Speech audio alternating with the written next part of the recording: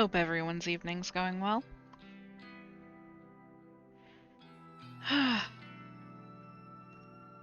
So, first thing I've noticed is that the main menu screen here is different than the first time I played, which was yesterday. And this is one of my favorite things about certain games is when they do stuff like this, they'll change the screen. So I have to wonder if it'll continue changing as we get further and further into the game, or if this is it. But that's really cool. Alright, I still have a few little preliminary things I want to check out real quick before I get started. Let's see.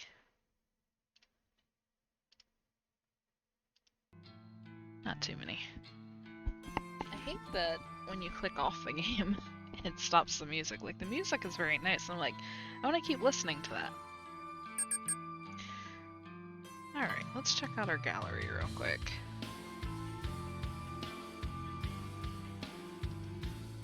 So, we got decently far yesterday. I think we spent 3 hours roughly playing.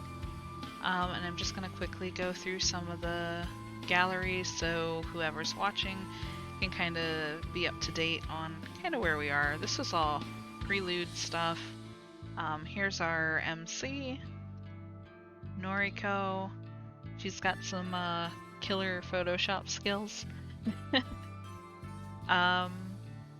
So what has happened here is our main character has started up this Corpse Girl website, and you basically can go on it and request a death of somebody that you don't like, don't care for. And you need the phone number of said person and an image of their face, and Noriko will take that image and she'll Photoshop the image to make it look like a scene of this person's death, and then send it to them over a text message. And what's happened is that these people get really upset about that. They're like, is this a picture from the future? Am I gonna die? And each image is time-stamped for when their death is supposed to take place. And some of these people that she's sent these pictures to now have actually killed themselves or gotten into accidents. The very first one was actually strung up like a scarecrow, the way she had portrayed them in the photoshopped image.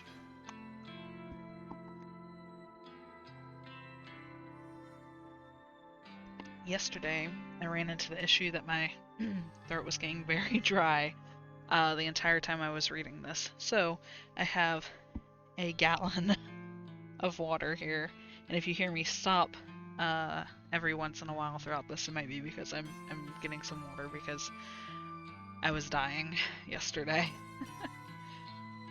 Alright, well, I think that's about all to cover. Yeah, without further ado, I think we should get started. I went ahead and did 2 save files because the first one actually took us down, or gave us 2 options, so we actually picked the second option here, and that was our friend Aiko, or Aoi, I believe. Aoi ran away from us. She's very upset. She's having some difficulties at her job, and we chose not to run after her. So without further ado,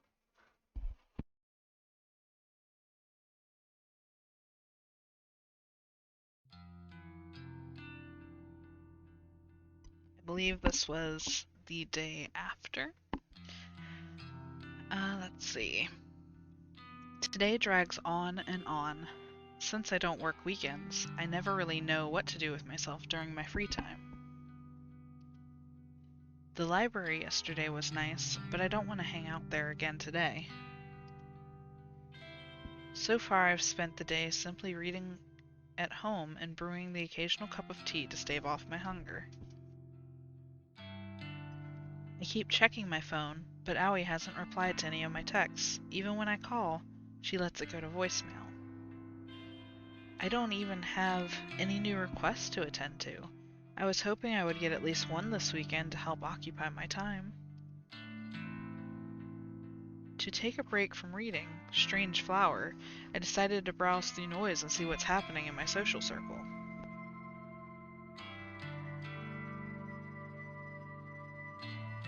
Though I'm not close to any of the people I'm connected to, save for Aoi, reading through their posts always lifts my mood.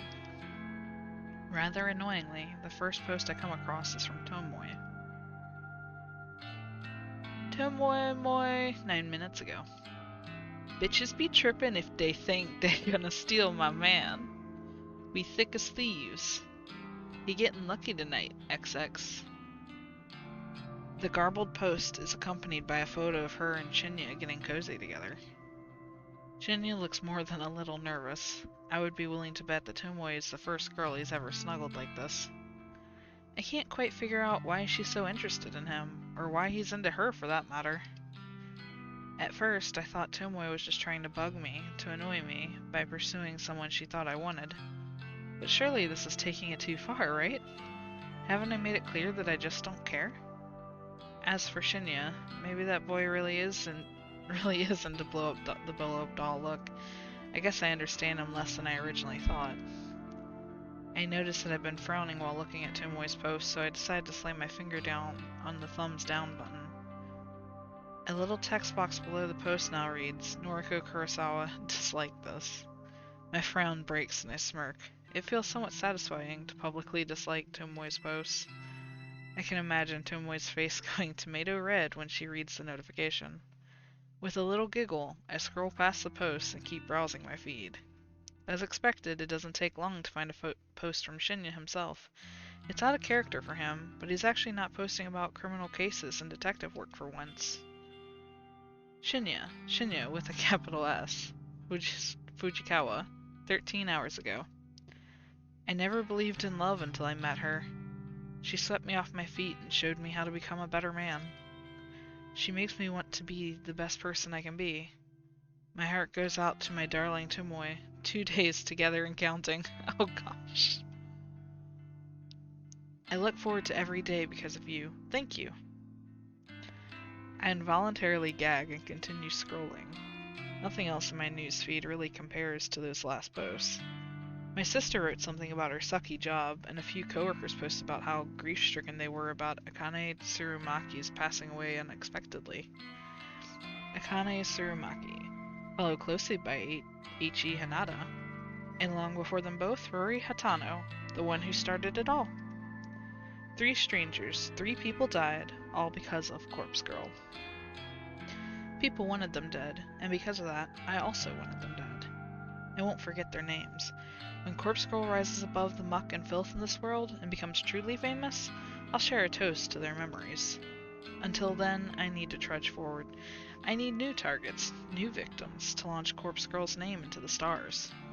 If Corpse Girl's website becomes more than an urban legend, more than a rumor whispered of in the shadows, then no, I need to take it slow. I can't get too far ahead of myself. I still need to put in a lot of work before I can attain my goal. But the only way I can move forward is if more requests come through the website. There has to be a way to promote the site. Flashy advertising is out of the question. I don't want the site looking like a gimmick people can visit simply to pass the time. I need word of mouth. Testimonials. So far the site has claimed 3 victims. I need the original requesters to spread the word about how effective the website really is. Yes, that would be perfect. But I obviously can't get in touch with them now. They remain anonymous when they request a death. No one would willingly put in their contact details in doing something so shady anyway. I sigh and scratch my head. Thinking about it like this won't do me any good. Maybe I should come back to it later. I reach for my laptop, sitting on the couch next to me.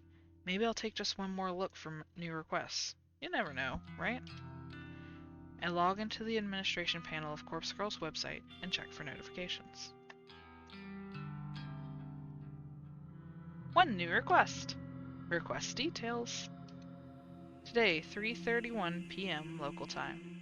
Victim's phone. Downloading image attachment.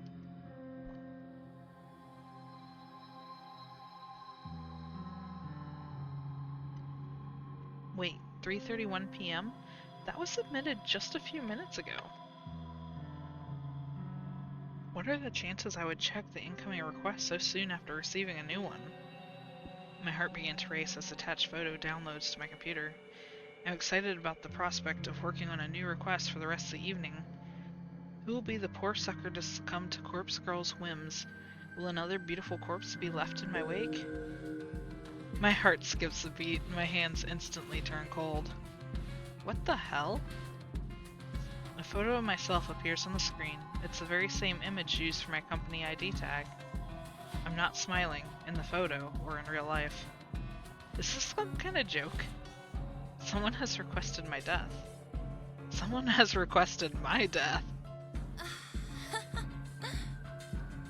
Somebody wants me dead?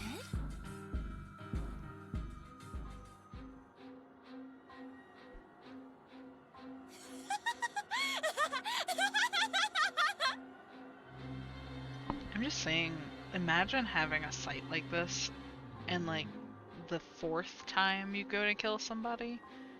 And I think she did say she did more than that, but they didn't actually work. But like, she's maybe had it up for what, 6 months at best? And then her face comes through, like, out of all the people in Japan? It's crazy. I can't believe it! It finally happened! I know exactly who requested my death! Tomoe! That stupid, vapid bitch! Tomoe Watanabe, the one person who hates me more than I hate myself. Of course she's the one who uploaded my photo. Of course she wants Corpse Girl to take care of me. She's been looking for somebody to test the website on. Her noise post from the start of the week confirms that. And she's been getting increasingly obsessed with tormenting me lately. I'm willing to bet that when I disliked her latest post, it finally triggered her to request my death. Tomoe, you brainless whore! I am Corpse Girl!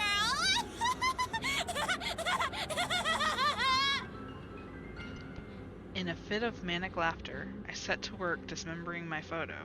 I'm going to make my corpse look so realistic that she'll think she really succeeded in getting me killed. And then, when her guard is down,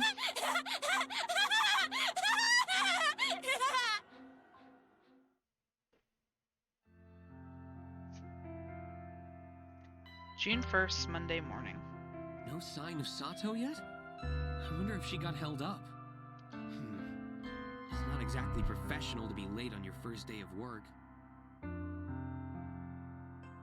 I grind my teeth and hope that Shinya can't sense my anxiety. She'll be here. I don't believe the bitter words that tremble out of my mouth.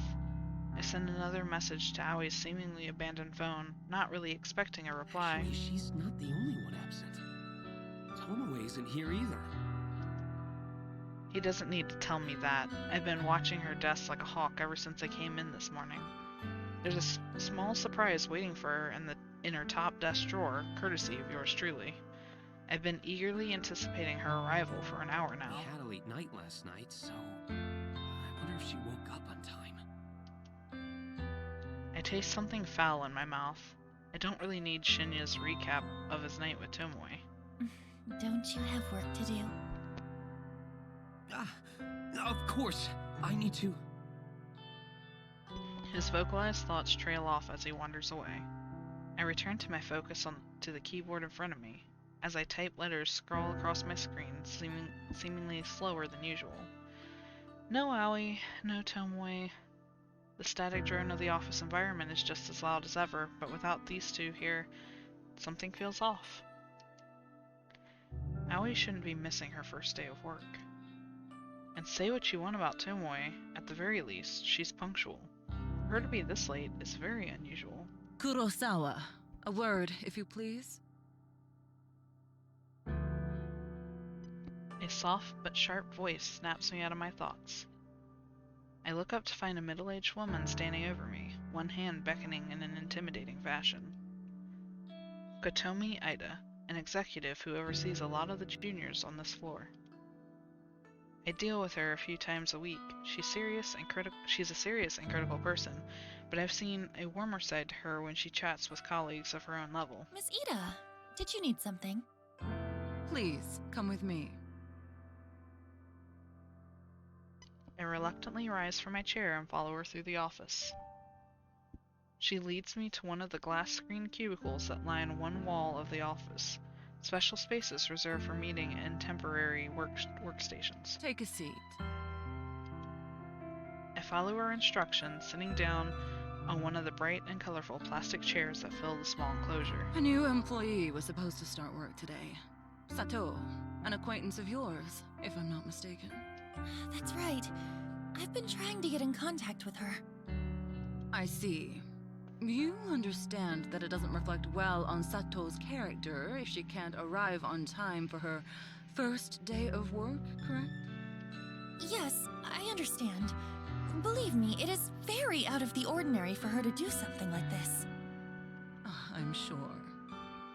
Fujikawa recommended Sato for the job based on your personal request.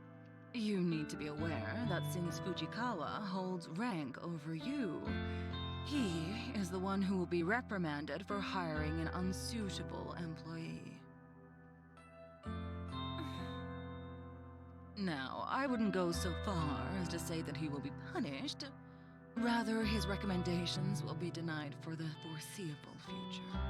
And any attempt he makes to climb the ladder, so to speak, will be vehemently refused by the other executives.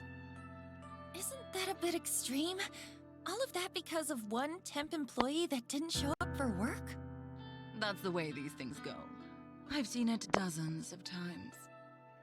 The reason I'm telling you this is because you should feel some sort of responsibility to apologize to Fujikawa. I had no idea. Honestly, Enough. This isn't an open discussion. Apologize to Fujikawa, and see if he will find it in his heart to forgive you. And please advise him to seek employment elsewhere. I don't foresee his career with us flourishing anytime soon.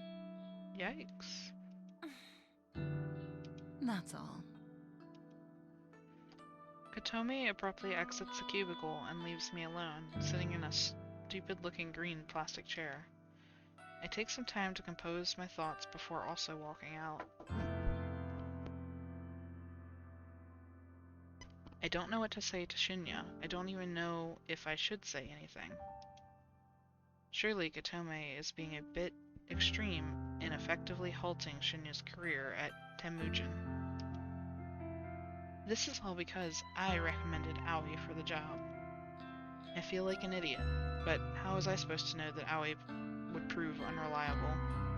And still, it's far too extreme. Kotomi is out of line. Something else is at play here. I can feel it. Maybe Kotomi wants Shinya gone for her own personal reasons. But I can't imagine why. He's a junior employee and not exactly the type to step on anyone's toes and make enemies. I return to my desk in a bit of a huff and slump in my swivel chair. My eyes fall on the empty can of coffee next to my computer screen, and I begin to wish I'd purchased more than one this morning. Glancing over the top of my screen, I can see that Tomoe still hasn't arrived. Maybe I'll have to wait until tomorrow for her to find the gift I left her. I'm sure she'll love it.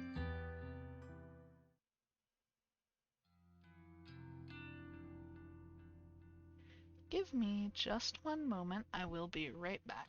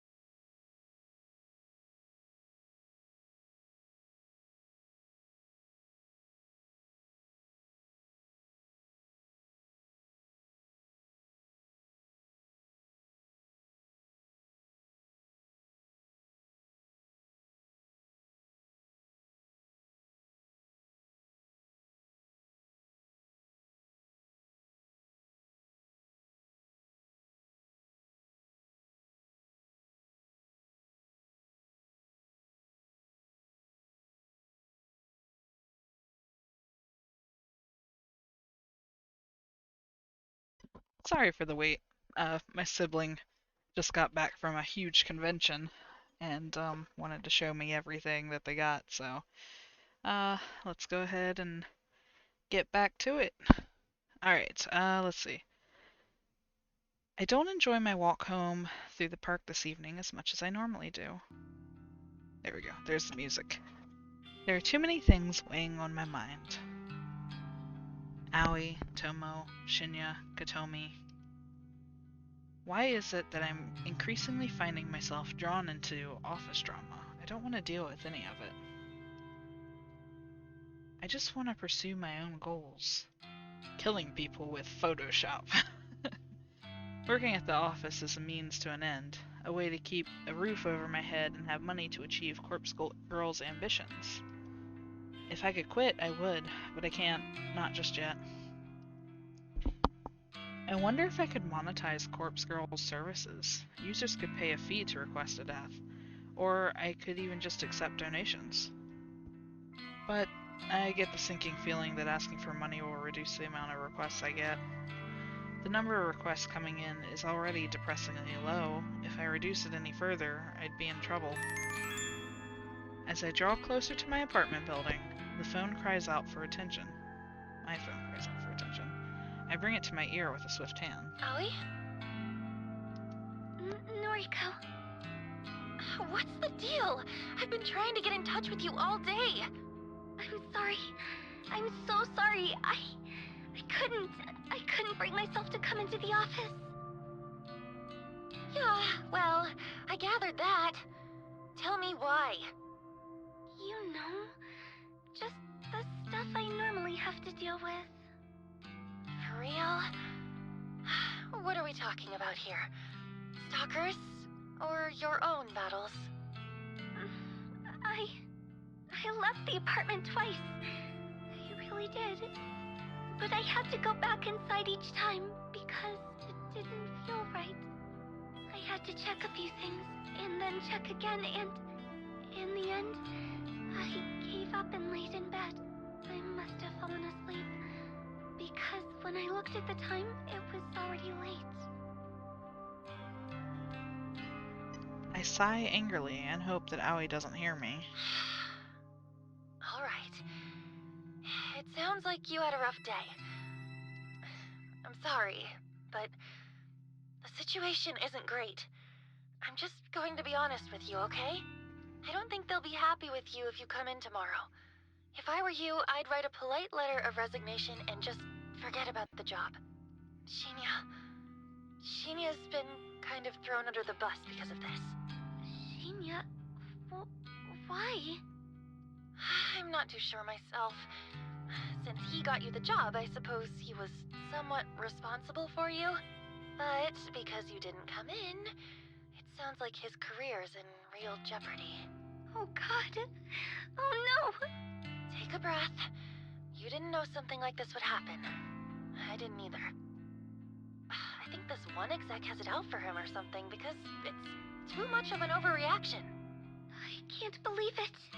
I never wanted to cost him his job. I know. You didn't mean for this to happen. Look, I'll try and smooth things out a little. I'll talk to Shinya tomorrow. You need to look after yourself right now, okay? Promise me you'll just take it easy tonight and relax.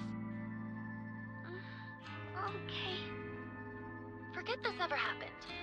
Noriko will look after everything. Thank you, Noriko. Okay. Get some rest.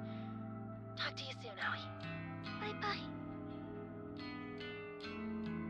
I end the call with a heavy heart. I don't actually have any idea what to do. When it comes to Aoi, I always feel obligated to just tell her anything that will help her feel better. If I could actually follow through with my words and genuinely make things better for her, then, well, maybe we'd have a bit of a different relationship than we do now, but I probably missed my opportunity for that a long time ago. In senior high school, I was never really truly understanding of her, and that cost me too much. Things are different now, of course. I've seen what she goes through. I'd like to think I understand her a lot more now. My feelings for her are true, and not muddled in sympathy or pity. If this was a different life, and I hadn't made all those stupid mistakes, I would be happy to be with her. But now, the best I can hope for is that she wants to remain friends with me, and that will have to be enough to satisfy me. Yo. That voice. A trickle of icy sweat drips down my spine. In the near distance, sitting on the bench, close to the park's exit, it's an easily recognizable figure. Come here. I freeze in my tracks. My body wants to keep walking to reach the familiar safety of my home, but my brain is engaging its fight or flight mode. Torn between my options, I find myself completely stationary. Come on, I won't hurt you. Tomoe. There's no doubt in my mind that she's been waiting for me here all afternoon. She knows my route home. That's obvious since I last encountered her and Shinya in this very same park. I can't help but tense up as she leaps off the bench and approaches me. You're into weird shit, right? Like, occult stuff? Maybe? Is that what you came here to ask me? Nah, just listen, okay? I wanted the opinion of someone freakier than me. She really knows how to flatter a girl. It's kinda dumb, you know, but have you heard of that Corpse Girl website thing? Who does she think she's talking to? More importantly, how should I respond? I've heard rumors. Yeah, right? I heard rumors too, so I checked it out. I thought the whole thing was really funny. Like, could it be for real? Anyway, maybe I kinda used it to request a death. Is that so? Tomoe has pretty much straight up admitted that she was the one who requested my death. After all, I know exactly how many requests come through the site. The latest one had to have been from her. Yeah, and, well, you know how the site works, right? Fill me in. All you do is put in a photo of a bitch and her phone number. Then she's supposed to drop dead. Simple as that. Thing is, no one knows how it works. Or if it works, actually. Right. Okay, so you requested somebody's death, and what happened? Well, This is it. This is where she admits that she uploaded my photo. I've caught her red-handed. you see, the dumb bitch went and died. I blink a few times. I'm positive I didn't hear that right. What did you say? The chick whose photo I uploaded. She's deader than a doorknob. Who is Tomoe referring to? My mind is racing frantically, scanning through the list of Corpse Girl's victims over the past few months. The only people who have died recently are Akane Tsurumaki and Eiichi Hinata. Tomoe is talking about a female, so it rules out Eiichi. Then there's Ruri Hitano, but she died such a long time ago. Last year, in fact. Surely Tomoe wasn't the one who requested her death. It was way too long ago for her to be bringing it up now. That leads me to believe that the only person Tomoe could be talking about is Akane Tsurumaki. Or has somebody else died? Somebody I never found out about? That's impossible. I've been so thorough in searching for the results of my work that the only victim that Tomoe could be talking about is Akane. But wait, no. That still can't be right. Tomoe requested my death. Somebody, Tomoe, uploaded my photo to Corpse Girl's website just recently. I take a deep breath, swallow hard, and open my mouth. Tomoe, what you're saying is really serious. Are you sure this person died? Yep, no doubt. And that's what I wanted to talk to you about. If you're good with this occult junk, how do you think she died from a website? Do you reckon my request really killed her? 'Cause I don't really want this shit on my conscience, you know? You should have thought about that before requesting a death. I don't know what to say. Come on. I was only really joking around with the website. Didn't think for a second that it could really work. But now, this bitch is cold in the ground, and I can't sleep at night. Keeping Shinya close is the only thing making me calm lately.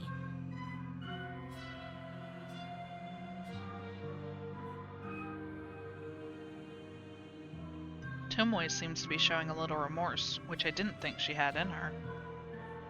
If she thought the website was a joke, then fair enough. It's only natural that she'd want to play around with it. Then again, I'm kind of offended that she figured the whole thing was fake. Corpse Girl has worked too damn hard to be considered a joke.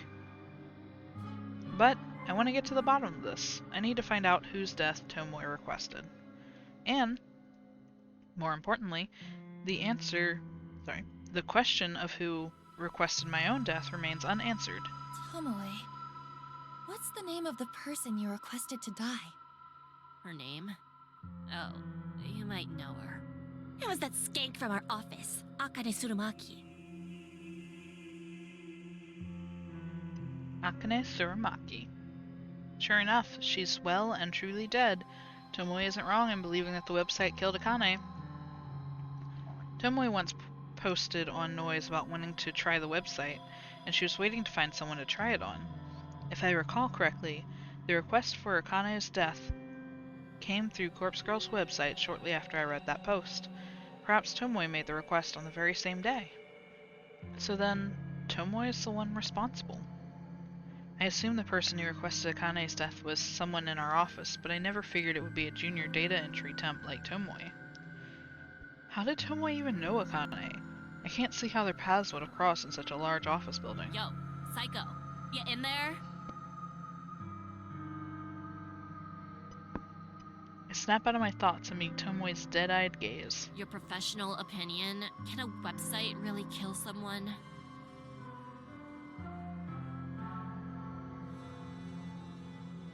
I'm torn between giving two replies. I could state that I believe the website worked and therefore help increase Corpse Girl's credibility, or I can play it safe and make sure I'm not suspected of any involvement. Coward that I am, I decide to play it safe. No, absolutely not. A website can't kill someone. Yeah, I figured. Guess it's just a coincidence that she died. You reckon I'm not guilty then? I didn't really want the bitch dead anyway. I was just mucking around. Yeah, you're not guilty. Thank God. That's a real weight off my elbows, you know? Mm-hmm. I sure as shit won't mess around with sites like that again, though. I'm gonna play it real straight from now on. I gotta get my life together. I got a man to look after now. 2 days and counting, guys. Right. Well, good luck with that. I need to get home.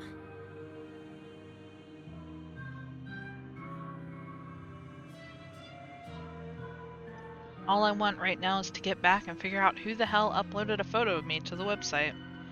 My mind is reeling, and I'm not in the right headspace to listen to Tomoe's drivel any longer. Or what it's worth, which ain't much.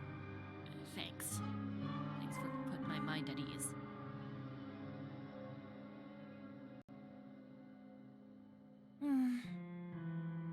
I know we ain't always seen eye to eye, and... well, nah. That's about it for now.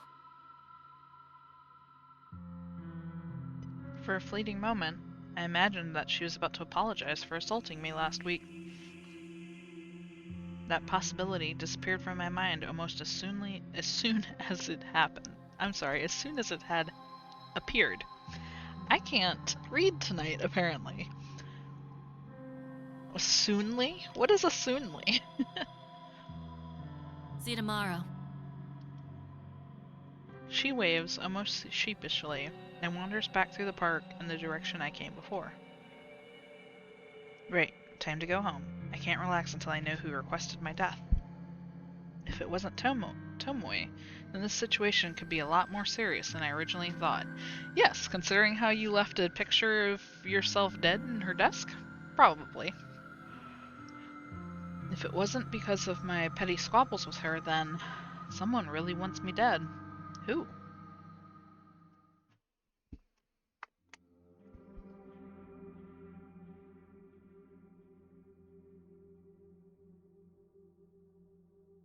Alright, I'm gonna guess it now. It's Owie. And the only reason I think that is because we're trying to be a good friend to her. And it doesn't seem like she really wants us to be there for her the way that we're trying to be. I would also say it could possibly be Shinya, but I can't really figure out why it would be Shinya. So let's go with Owie for now, and I could be wrong, but we'll see. I can't sleep. It must be past 3 a.m. Countless hours have passed since I started trying to figure out who requested my death. I've run through every possible candidate and their potential reasons 1,000 times. I've replayed every encounter I've ever had with every person I've ever met, and I'm drawing a blank. I don't know who wants me dead. I'm not so vain to think that everybody likes me. I'm sure a hell of a lot of people don't like me very much. But does anyone not like me enough to want me dead? To nominate me for Corpse Girl to claim as her prey? I take little solace in the fact that my life isn't actually in danger. Corpse Girl's victims are only brought low by my hand. Though my convictions are strong and I never refuse a request, taking my own life is absolutely out of the question. This is the one and only request I will ever refuse, and it's not for the sake of my own life, but rather for the sake of Corpse Girl's continued existence. I will not let her die and be buried with me. However, now that I've eaten of the knowledge that somebody genuinely wants me dead, I can't cure my upset stomach. No amount of mental reassurance will quell the sickness rising inside me. The top candidates are, of course, those closest to me. I've crossed Tomoe off the list. Her relief at knowing Akane Tsurumaki's death wasn't her fault convinced me that she wouldn't make the mistake of messing with the website twice. Add to the fact that she came to me for reassurance, well, it's safe to say she's not the person I'm looking for. So that leaves the people I deal with on a daily basis. Aoi Sato, my best friend since junior high, and the first person I ever fell for. She rejected me gracefully during senior high, so gracefully that we still remain friends to this day. Would she want me dead? It's doubtful. She wouldn't even report her stalker, a guy who she is apparently related to the police because she didn't want him arrested. Then there's Shinya Furukawa, another acquaintance from school, and now my coworker. He has even gone so far as to call us friends now that we're connected on Noise. I've never been romantically interested in him, but I was under the false impression that he had feelings for me. He's a wannabe detective, but he doesn't have the competence to follow in his father's footsteps. He doesn't strike me as the type to want somebody dead, let alone to go through with requesting somebody's death. Still, quiet, guarded people like him can really surprise you. When you take those three out of the equation, the people I deal with daily are very few. There are higher-ups and execs at work like Kotomi Ida, but our dealings are so short and simple that I'm sure I barely even register on their radar. If I extend my list of candidates to include people that I don't deal with regularly, but who are technically still a part of my life, then the list gets a little more interesting and harder to narrow down. Kenji and Momo Ogawa, the father and daughter living in the apartment building, they're sweet, kind, and considerate. Couldn't imagine they'd want to kill me unless I'm really using up too much of their internet bandwidth and they just can't take it anymore.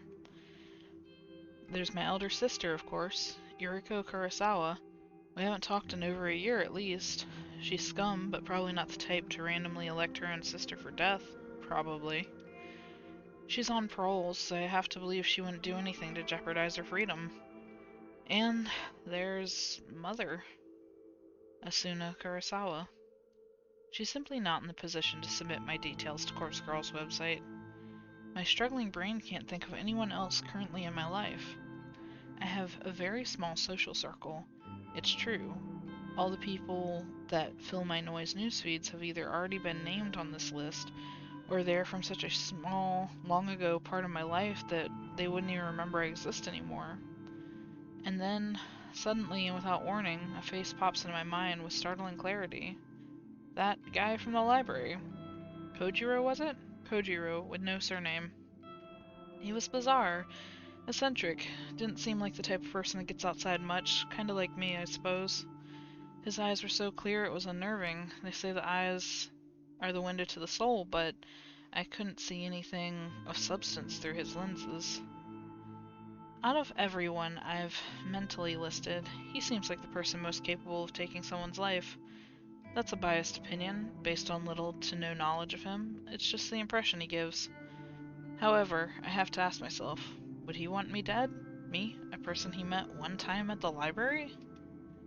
In addition, the photo of me that was uploaded to my website was from the Temujin's corporate system.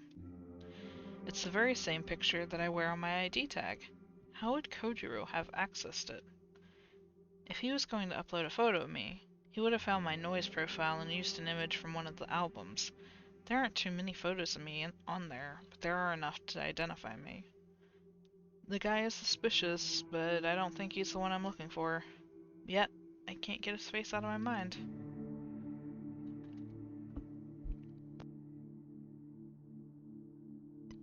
On a whim, I snatch up my phone from beside me and unlock the screen. The bright light shines like a beacon in the darkness and nearly blinds me, but I squint and navigate to the noise app. Kojiro. He told me his noise tag, didn't he? If I can remember it, it'll save me the hassle of having to look through hundreds of profiles with the same name just to find him. What was it? At Kojiro? No, too simple. At Koji something. I start to type different variations until an auto-predicted result pops up. At Koji Koji! That's the one. I tap the result and instantly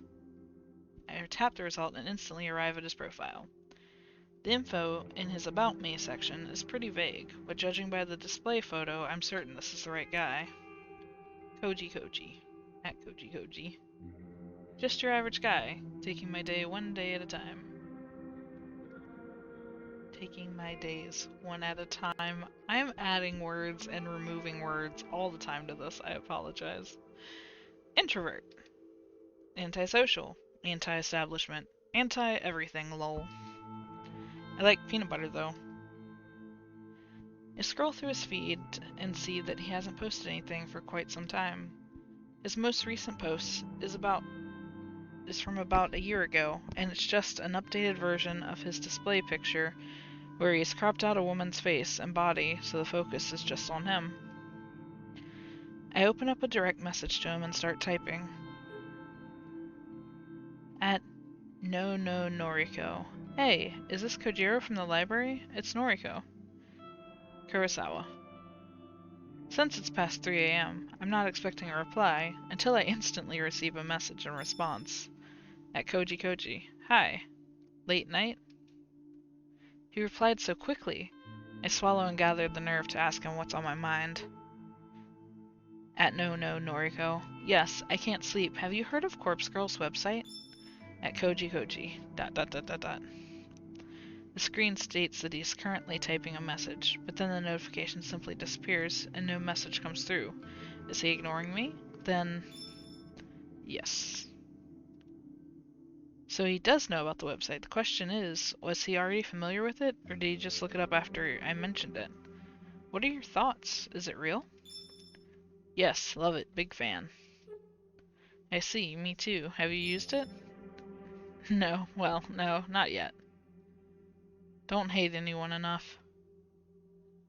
It's hard to get a sense of his emotions through his replies. I can't tell if he's being sincere or not. Wait, have you used it? Tell me. Tell me details. Does it work? No, I haven't used it, but it's popular in my office. I don't know why I wrote that, or why I ended the message with a question mark. I shake my head and wait for a response. Okay, let me know if you use it. Might be work for me. Might be work for me? What does he mean by that? Work? Yes, I store cadavers. Dispose of later. Oh. Does he really? I don't understand. Hospital morgue. Storage and disposal. He works at a morgue? I noticed a strange smell on his clothes when we met, and now it makes sense. I gag a little and suppress the urge to vomit. So, if someone dies, they get sent to you, even for like suicides and murders? Yes, all sorts. Worse are crash victims. Have to mix and match limbs. Have you ever received a victim from Corpse Girl's website? Impossible to know. Maybe? Who can say? Have a name? A name. Can you look up the names of bodies he's received? Can you look up such a thing? Yes, cadavers are ID'd, mostly. Know a victim? Should I ask? Will doing so put me under suspicion of being associated with Corpse Girl? Hello? I can look now, at work. I start to nervously bite my fingernails. I know that I won't gain anything from finding out if he's dealt with any of the victims, but morbid curiosity tends to get the better of me. Sometimes I just have to know. Akane Tsurumaki. Okay, a second. No, correct spelling? Got a M Tsurumaki and Akane Tsurumi. That's not right. Close though. Okay, more names? Eiichi Hanada.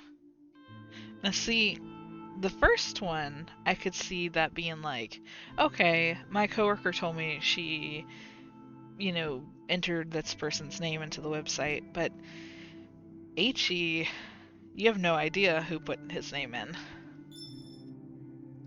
One sec. Yes, crash victim. Bad. I remember him. He's still here, actually. I can't believe what I'm reading. Eiichi Hanada ended up at Kojiro's morgue, and he's still there? Really? How long do you store bodies? Depends. Up to 2 days for autopsy. No autopsy for him. No need. So he just sits here, cold chamber number 31BB. If family don't collect, then cremation. Is cremation what you mean by disposal? Yes, mostly. Friend of yours? Not exactly. But he's Corpse Girl's victim? You said so. Well, I don't know. You said so. Interesting. I'll look at him again. Really, there's no need for that. It's okay, I won't tell. How did you do it? Oh gosh. I swallow hard. What does he mean? Hello? How did I do what? How did you kill him? Oh shit. Shit's just hitting the fan, guys. I've messed up, he knows. Kojiro has figured out who I am. In a panic, I slam my phone down. I can hear the constant vibration against the bed as Kojiro continues to message me. Shit. Shit, shit, shit. What do I do? Can I make something up to convince him that I'm not the one responsible for Eiichi's death? Will he even buy it? By not responding to him straight away, I've probably inadvertently proven my own guilt. I pick up my phone between my trembling thumb and forefinger. I hold it delicately, as though it has suddenly become some sort of evidence that I don't want covered in my fingerprints. In a way, that's completely true. I stare at the messages from Kojiro. Hey. Hey. You there? Hello? Such an old man. You don't reply in 2 seconds. Hello? Hello? I'd better reply. I have to say something. Maybe, just maybe, I can throw him off my trail. I don't know what you're talking about. I didn't kill anyone. Not exactly a lie. Yes, true. Corpse Girl killed him. No name entry on Corpse Girl's website. But you knew his name, and you knew he died. Ergo, you requested his death. Wait, this is good. This is far better than him believing I'm Corpse Girl. He thinks I'm just some fan of the website that submitted a request. I have to run with this. I can't let him know the actual truth. Okay, you got me. I used the website to request his death. Ha! Wow, mad.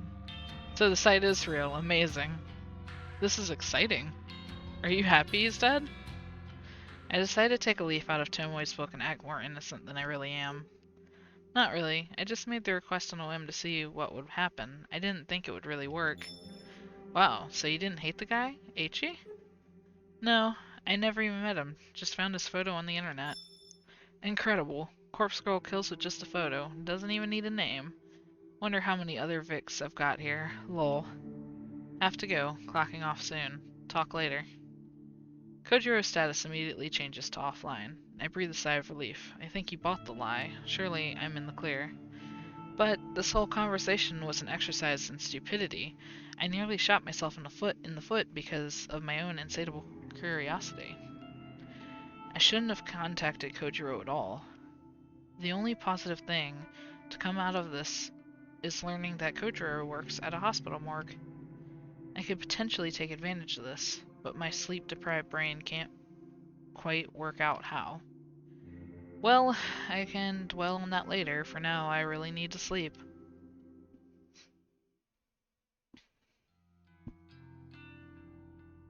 June 2nd, Tuesday morning. My alarm erupts with a shrieking scream and scares me awake.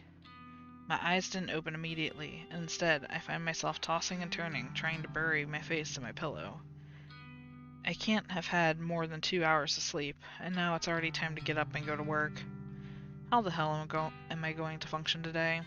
I drag my heavy body from the bed and slide into the pair of slippers resting on the floor. With a yawn and a stretch, I leave my bedroom.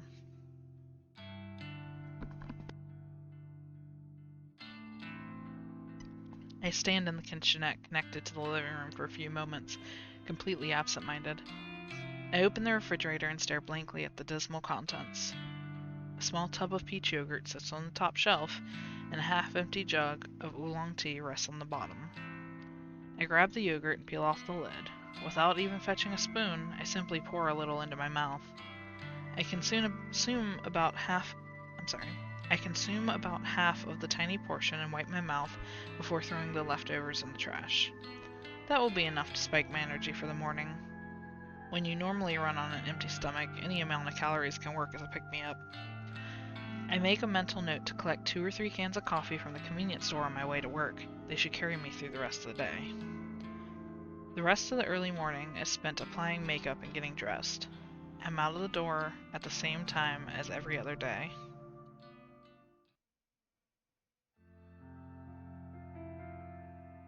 To stop myself from nodding off at my desk, I decide to rearrange my personal effects. Having something to focus on is a great way to fight off sleep. Unlike the other employees here, I don't tend to keep too much at my workspace, yet it still manages to feel cluttered somehow. Next to my computer monitor are 3 little figurines that I collected from toy capsule machines. They're a set of anthropomorphic coffee cans that were released as a promotional campaign for my favorite coffee brand. Each figure is about the size of my thumb. They're cute little things, and when you put a coin into the capsule machine, you never know which character you're going to get. So far, I've managed to collect Captain Cafe Aulat. I know I'm not pronouncing that right. And it's a shame because I've worked as a barista at a coffee shop before. Lieutenant Long Black and Madame Macchiato. If I remember correctly, there are 2 more I still need to get. But the capsule machines seem to be out of rotation now because they've been replaced with a different series of toy. If I ever want to collect the remaining figures, I'll probably need to buy them online. Oh well, I'm not super invested in having to own all of them. I give each tiny figure a bit of dusting and set them back up next to my monitor, so they will be all standing up straight and facing forward. Satisfied that they're tidy, I look at the small tray of drawers that sit on the other side of my monitor. I mainly just store papers and office memos in them. They're not really big enough to hold much larger than documents. I rummage through the drawers and discard a few old notices that aren't relevant anymore. When I'm done, I file away a couple of loose papers that have been fluttering around my desk for the last week. With that complete, I straighten up my keyboard so it's parallel with my mousepad. I give the keyboard a thorough dusting and then lean back in my chair to admire my work. The desk looks much nicer now. A clean workspace invites a clear state of mind, or so my coworkers would have me believe. Maybe I'll buy into that a little bit, now that I can see the effects for myself. The corner of my eye catch a glimpse of blonde hair, and I turn to watch Tomoe enter the office. She nods at Shinya as she walks by his desk and continues nonchalantly towards her own workspace. Since her desk is in my line of sight, I have the perfect vantage point to watch her put her belongings down and take a seat. I feel a sudden stirring of excitement as she sits down. It's almost as if I'm anticipating something to happen. Was something supposed to happen with Tomoe today? Have I forgotten something important? My tired mind really can't really focus on those thoughts. I try to ignore the mild surge of adrenaline that started pulsing through me when she took her seat. I distract myself by starting up my computer and looking over the list of today's I think it wasn't activities, but essentially. It looks as though I need to correct a few entries I uploaded to the company server yesterday. In my previous distracted state, it's possible I made a few typographical errors. That's fair enough. I'll get to work on correcting the data. I open up a few programs and listen to the whirring of my computer tower, nearly drowned out in the clamor of the office environment. The next sound I hear eclipses the noise of the computer and the office completely and absolutely. A terrified shriek slices through the air like a knife, leaving a deathly ringing silence in its wake. I scramble to my feet purely out of instinct, scanning for the source of the scream. I don't have to look very far before my eyes fall upon a distressed Tomoe kneeling on the floor, clutching her face. She is on the ground next to her desk, staring down unblinkingly, her fingers white from the strain of clawing at her own head. In the sudden chaos of people rushing to her side, I somehow managed to notice that one of the drawers on her desk is wide open. An open drawer? As tired and exhausted as I am, the significance of the open drawer isn't lost on me. I immediately realized why my body subconsciously felt excited when Tomoe came into the office this morning. I left something in her desk drawer, something I wanted her to find. Yesterday's obsession with discovering my identity of the one who requested my death caused me to forget my rebellious strike against Tomoe. I left something in her drawer yesterday, thinking she was the one who submitted my photo to the website.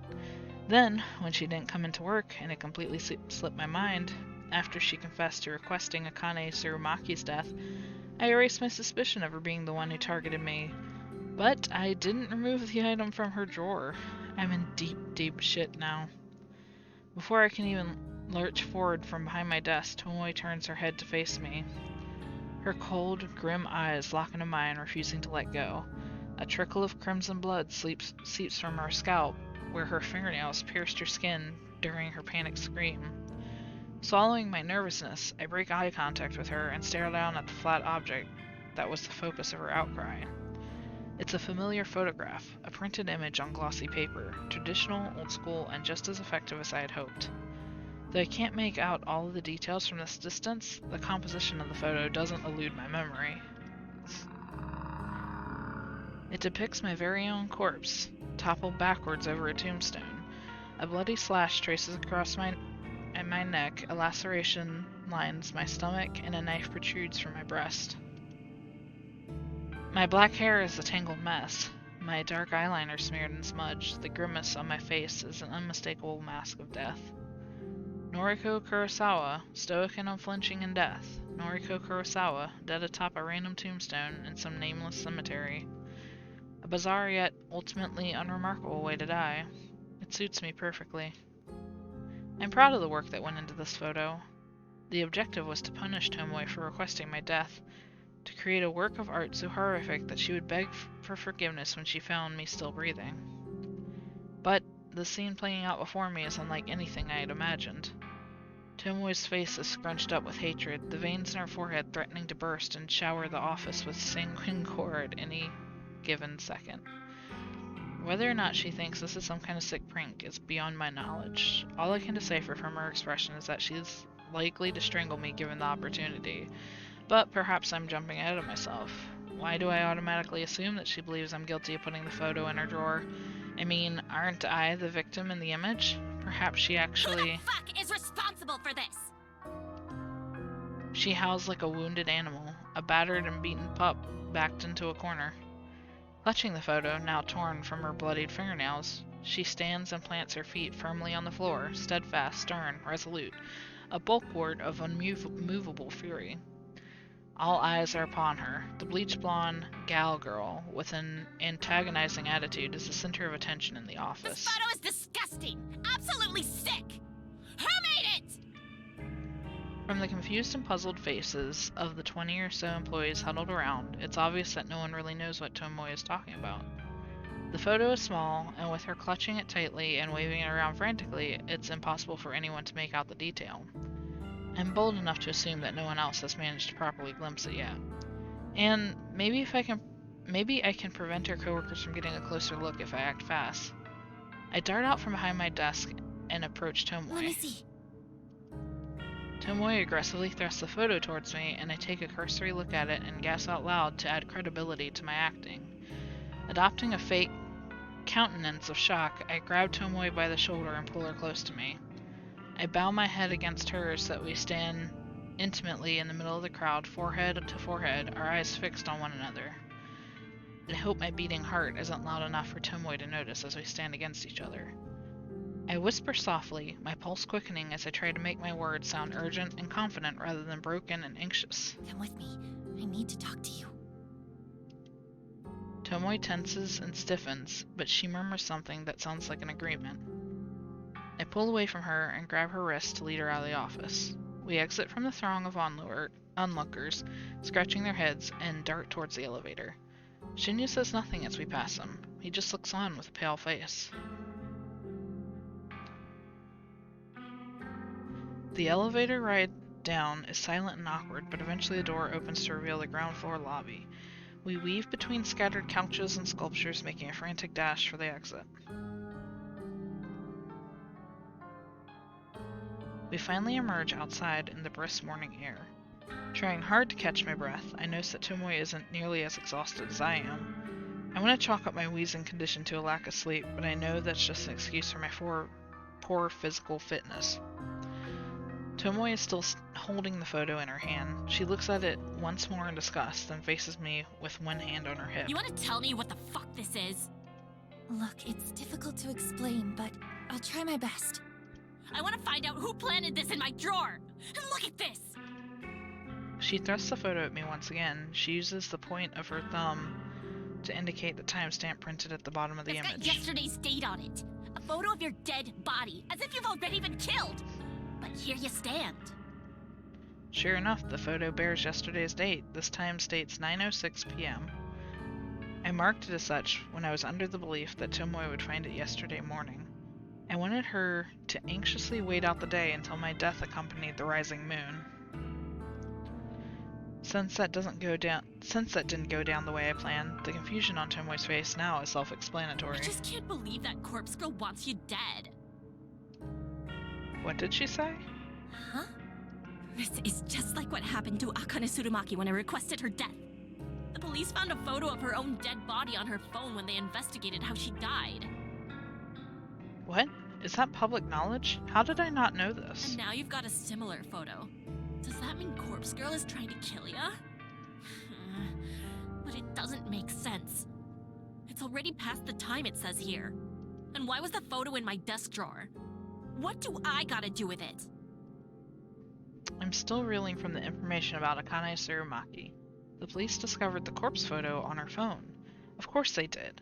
Of course they would investigate her death. It was foolish of me to assume the photo wouldn't come to light. Tomoe grits her teeth and tenderly touches a finger to the bloody cut on her scalp, the place her fingernail slashed in anguish. She looked at her fingertip in revulsion and sighs. Look, maybe it's my fault that Akane Tsurumaki ended up down the well. Maybe it's not. The least I can do is make sure that the fucking corpse girl doesn't come to get you as well. You ain't my friend or nothing, but sluts gotta stick it out together, right? I don't want another cold bitch on my conscience. Sluts gotta stick it out together, right? I love that line. I feel like these are the most touching words Tomoe can string together. I'm somewhat flattered that she wants to protect me. Tomoe, you don't have to do anything. Yeah, I kinda do, you know? You comforted me a little when I came to you about the dead skank. Made me feel like I wasn't totally to blame, yeah? You might not be as much of a psycho as I thought. Might be a heart beating behind that flat chest. Okay. Thanks. Unexpectedly, the brash and brazen girl beams at me brightly. I'm putting you under 24-hour surveillance.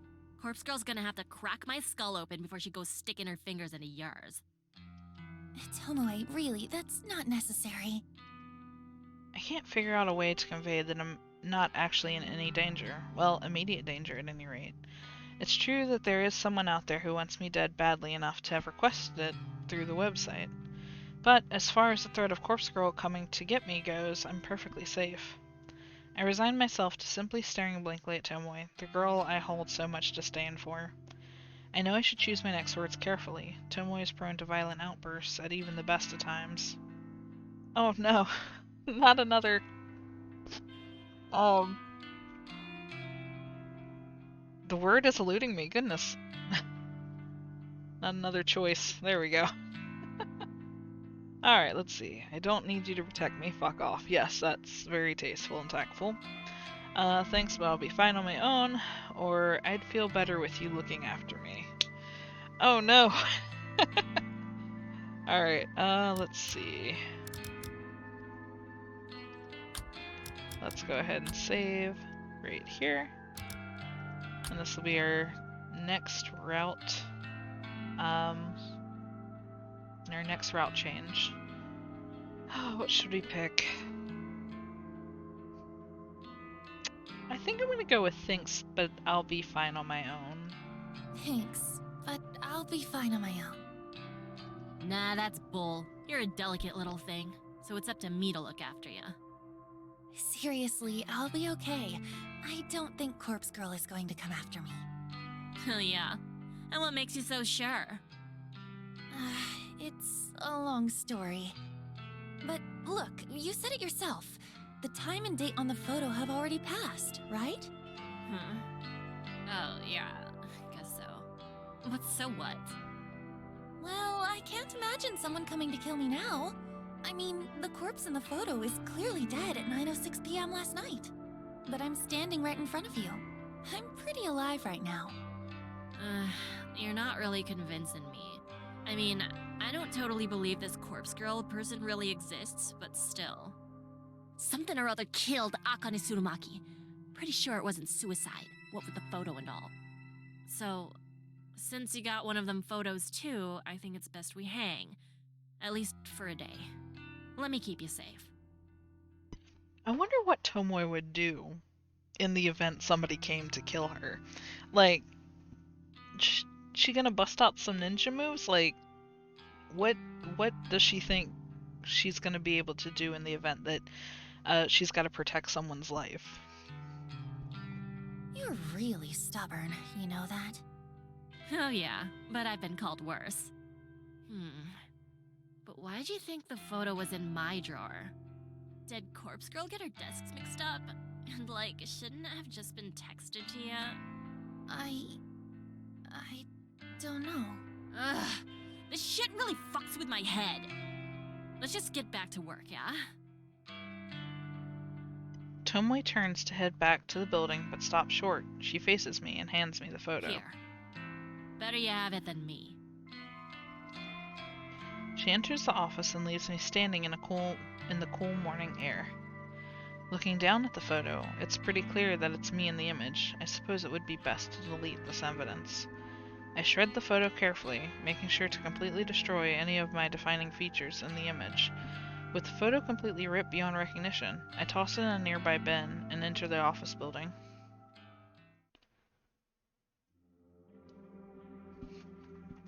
After dealing with Tomoe, the rest of the day goes by without incident.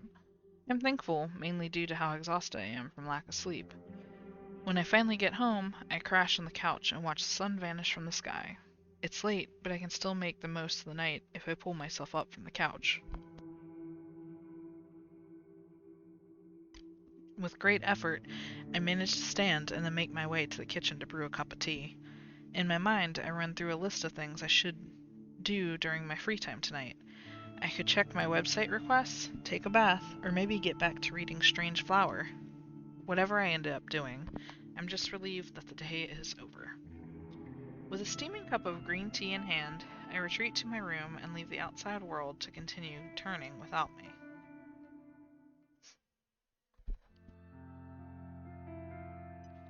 June 3rd, Wednesday morning. Another dull morning in the office.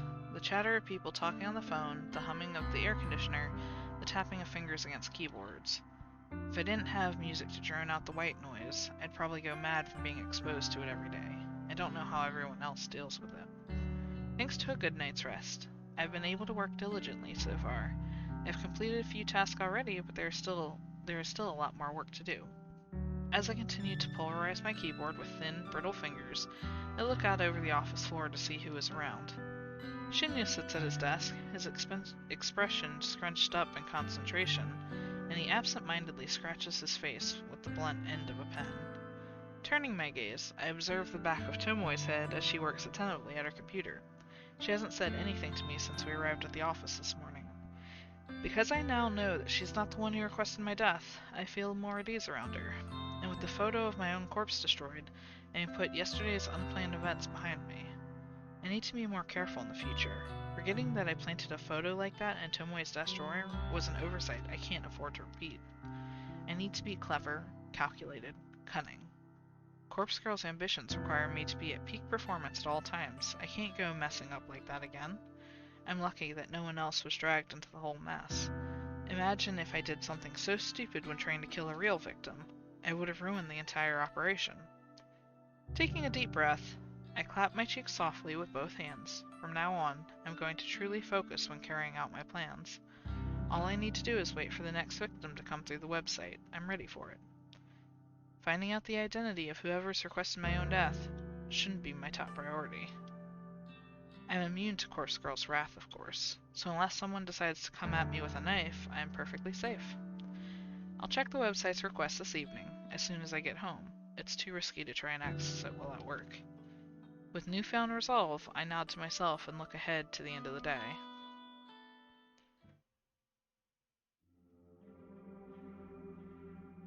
The flickering notification on my laptop screen prompts a wicked grin to split my face in two. One new request! I don't waste any time before opening the details of the request. My heart begins to pound and I feel the welcome rush of adrenaline flooding through my body. Request details. Today, 10:55 a.m. local time. Victim's phone. Downloading image attachment. My eyes widen at the sight of the uploaded photo. Two people, two identical women. Twins? Identical twins at that. The woman on the left is circled in red. She is obviously the requested victim, but without knowing them personally, it's impossible to distinguish between the two. They both have the same stunning features, lustrous hair, and contagious smiles. This truly is an interesting request. I immediately jump to the conclusion that one twin wants the other dead. That's not the only possibility, but I'd like to think it's the case. It makes it exciting. This type of request only serves to reinforce my resolve. I can't wait to start gouging out the victim's eyes. She will leave behind a truly beautiful corpse. As I wait for my secret weapon, the database of deceased, to load up, my phone tingles beside me on the couch. It's a noise message from none other than Kojiro. At Koji. Hey, you there? About last time. At No Noriko. Hi. Hey, that guy, Eiichi Hinata, gone today. Is that so? Where did he go? Cremated. Family didn't collect him. Limited space, you know how it is. I didn't quite know why Kojiro decided to tell me this. I suppose he still thinks I requested Eiichi's death, so... I see. More names? What? Want me to look up more names? Corpse Girl's victims? Sorry, I don't have any more names for you. Shame. Tell me if you request more deaths. Oh. And? Do you know her identity? Who, Corpse Girl? Yes. No, sorry, I don't know who she is. Okay. Is it you? Jeez, are we back at this again? No, it's not me. I'm not as clever as all that. Okay. How does she kill? I'm not sure. Okay. What do you know? Lol. All I know is that the victim receives a photo of their own corpse before they die. Everyone knows that. My dog knows that. It's her calling card. You had a request fulfilled. Tell me more. I don't know what else to tell you. Lame. Okay. By the way, I saw the photo. What photo? Eiichi Hinata. Photo on his phone. Calling card. Huh? How did Kojiro see it? Sure, he deals with dead bodies, but surely personal possessions are removed from the deceased before they enter the morgue. I need to play it cool here and not invite any more suspicion on myself.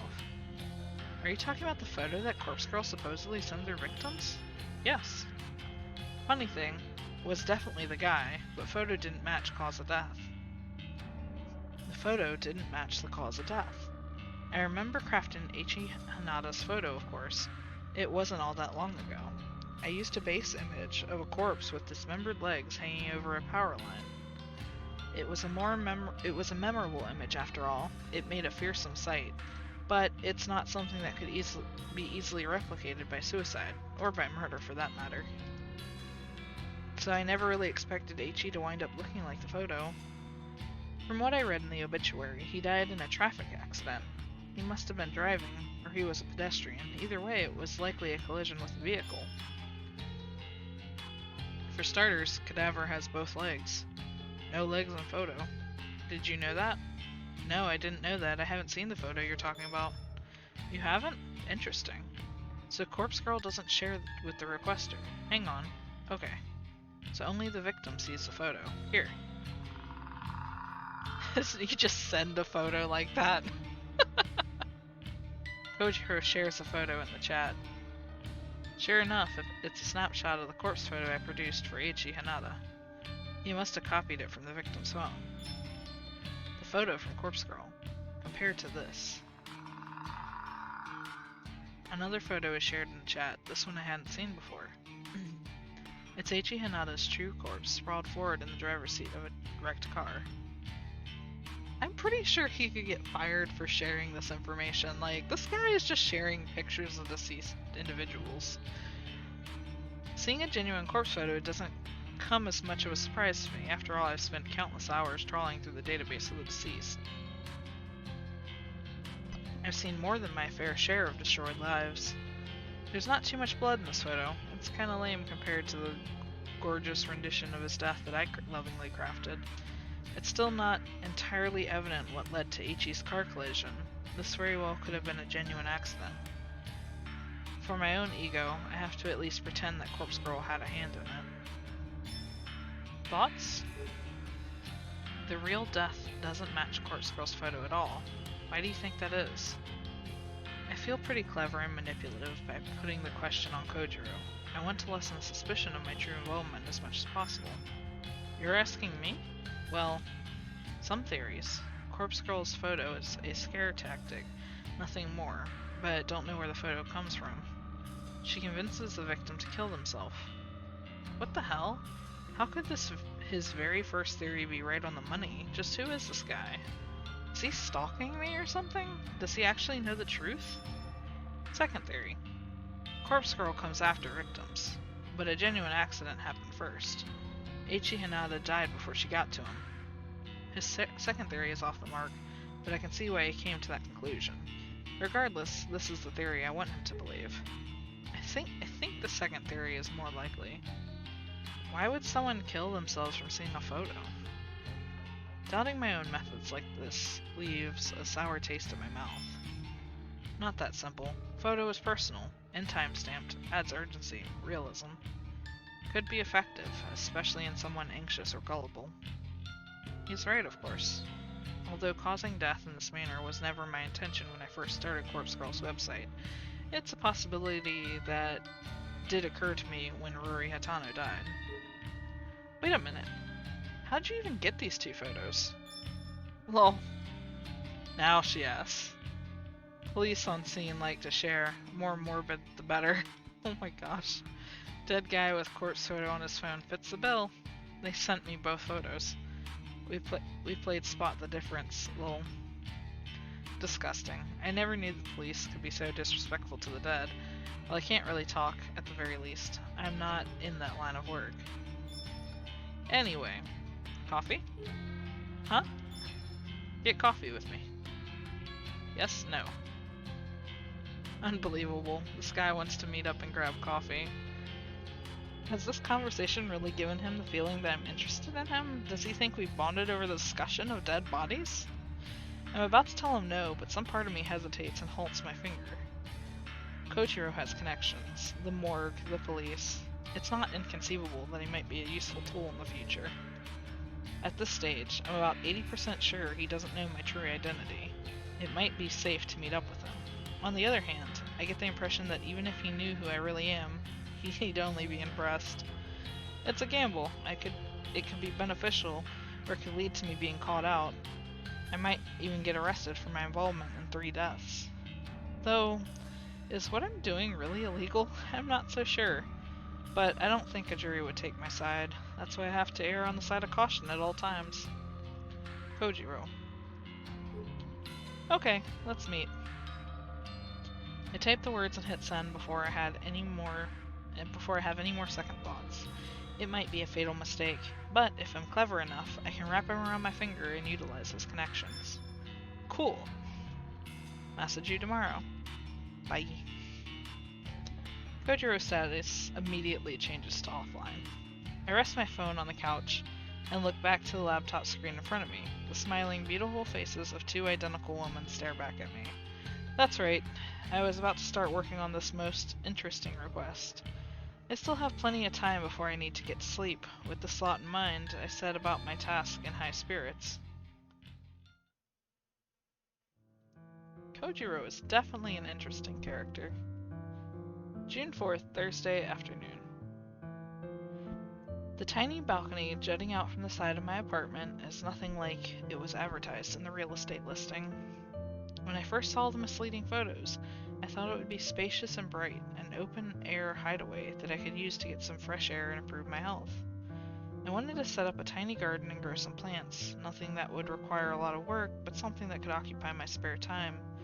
In reality, the balcony is a depressing amalgamation of steel and concrete that saps away any desire to stand upon it. It rests in the eternal shadow of the surrounding buildings and manages to catch the sun's rays for about 4 minutes every day. It's an understatement to say that I was disappointed when I ventured out upon it for the first time. I suppose, if nothing else, it's a good vantage point for looking out over the city, but that's the only positive thing I have to say about it. As I stand here with my back against the railing, calmly sipping a lukewarm mug of green tea, I breathe a heavy sigh. I should be at the office. I should be tapping away at my keyboard, getting through the backlog of work that has accumulated this week. Instead, I'm here at home, tired and strained and wearing thin at the seams. I called in sick this morning. I don't know if my supervisor bought the lie, but he did tell me to stay home and feel better, so that's what I'm trying to do. It's my own fault I feel this way. It's my own fault that I stayed up until 4 a.m. again. I know that a lack of sleep exasperates my condition. I know that skipping meals and refusing to take medications makes me feel this way. I know that I do this to myself. I know.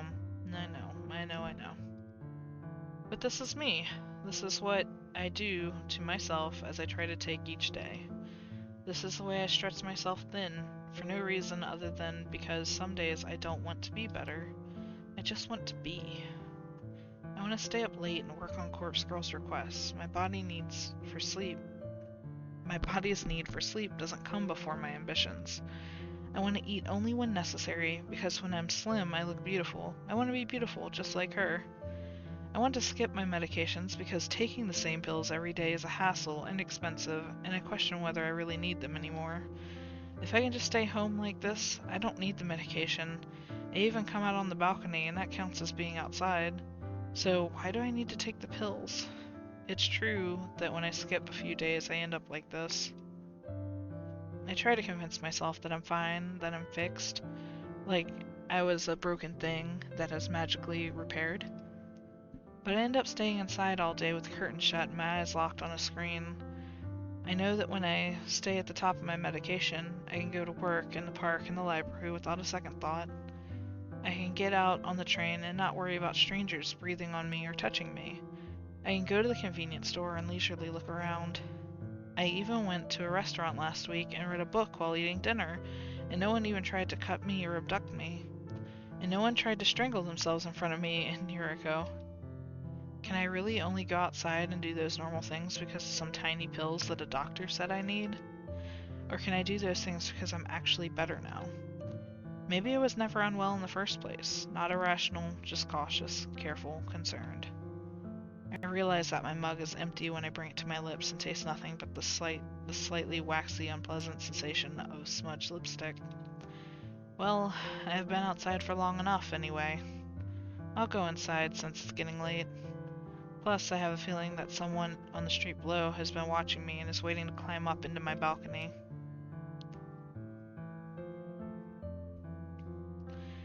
I enter my apartment, set the mug aside, and retreat into my bedroom. My phone is where I left it, sitting face up, begging for my undivided attention. I snatch it up, unlocking the screen. I'm greeted by the last webpage I left open. It's my custom-made news alert for obituaries. From tomorrow morning, I'll be anxiously awaiting news of my latest victim's fate. I timestamp the photo with tomorrow's date, June 5th, 9:01 a.m. The unlucky twin has already received the photo, and I sent it out earlier today. After sending a photo, I always hide the burner phone out in the unused shed behind my apartment building.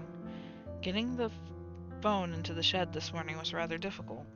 I had to cover my face and my hands with some old cloths and waited until no one was in sight before dashing as fast as I could. It took me a good 10 minutes to collect myself inside the shed before I could rush back into my apartment and lock the door behind me. I don't think anyone tried to follow me. However, I know that I'm going to need to retrieve the phone again tomorrow and dispose of it. I'll check for a reply from the victim, of course. Not that they ever reply. And then I'll destroy the SIM and discard the phone like I always do. It might be difficult to get out there in the shed again. On top of that, I really should go to the office. Oh, and then there's one more thing that I'm supposed to do tomorrow. Kojiro wants to meet for coffee. I'm not so deluded to think that I can pull off all those escapades tomorrow in my current state. I resign myself to reaching for the bottle of medication on the dresser. Maybe another week of taking these pills won't be so bad. They tend to increase my appetite, which is really annoying.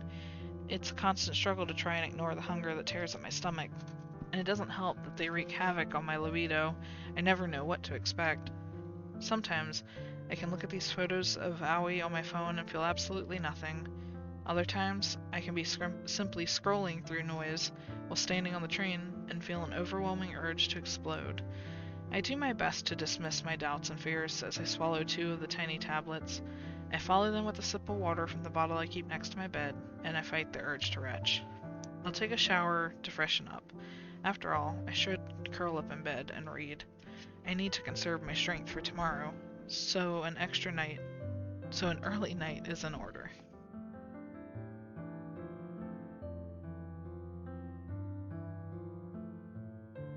Maybe tomorrow is the day I'll finally be better.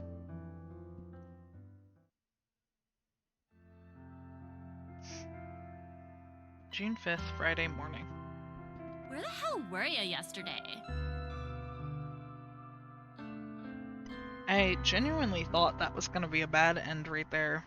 I know we're not quite out of the, or not quite in the clear just yet, but that was feeling like a bad end, retry kind of moment, so it's good to know that we're continuing.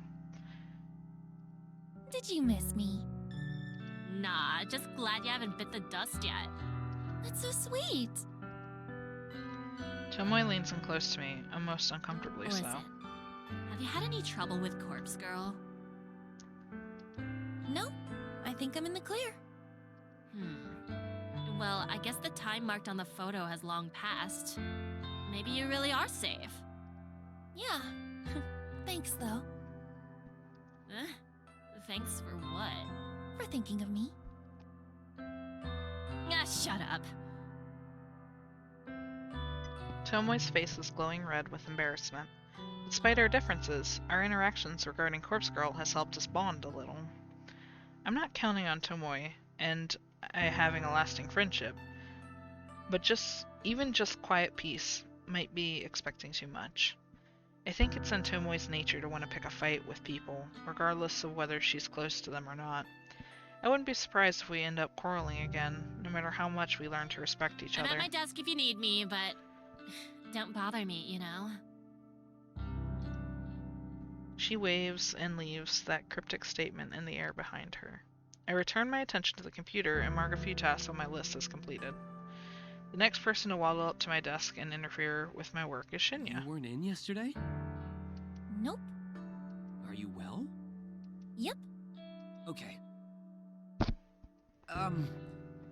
I've been meaning to speak to you about Sato. Aoi? Yes, the thing is, I'm kind of in deep water because of her not showing up to work. And then resigning immediately. Shit. I was supposed to talk to you about that, actually. It kind of slipped my mind. Oh, right. I'm sorry, Shinya. It's my fault, really. I hassled you to get Aoi a job. No. I didn't exercise due diligence. I really should have made her come in for an interview. Or I should have spoken to her myself to see if her heart was really in it. When you put it that way... I'm not trying to be callous, but what he said makes sense. Listen, you couldn't have known it, but Aoi struggles a bit day to day. I'll just say she has some anxiety issues and leave it at that. This game it's got a lot of things going on with it. Welcome, by the way. This is my second stream of it, and Synopsis is our MC here. Photoshops pictures of people, which have possibly led to the death of a few of her victims now. She runs a website where you can actually request a death. So it's been pretty interesting so far. But there seems to be like a lot of layers that they're kind of weaving in here as we continue. Yesterday I was streaming for about 3 hours. Today will probably be about the same, just to see where it gets us. And from what I've heard, there are multiple endings and bad endings and such, so I'm sure we'll run into something like that as we go on. Anxiety, huh? Don't tell anyone I said that. I was under the impression she's been doing a lot better, but maybe I was wrong. Yeah, this was something that I had in my library for a long time on Steam, and then just decided to pick up yesterday, but it's been pretty good so far. I haven't played any visual novels in quite a long time. I guess we all have our hidden struggles, right? Right.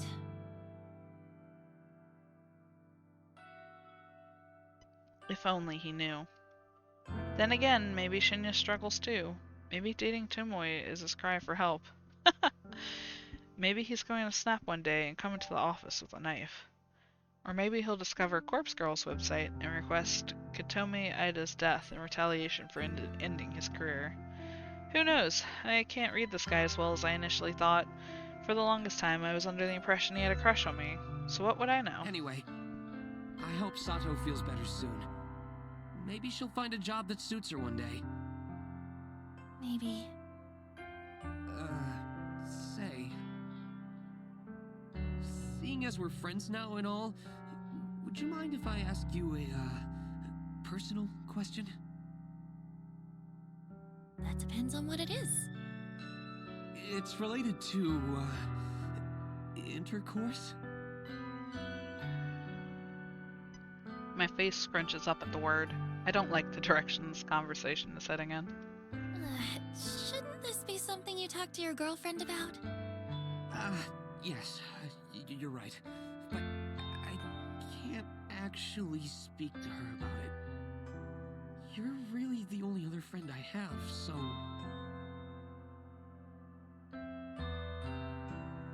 Shinya's face takes on a dark expression that's far more depressing than what he just said.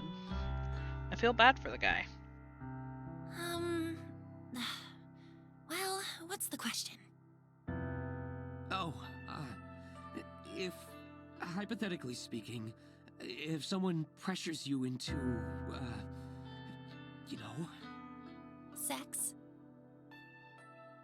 His face turns red in an instant. Yes, that.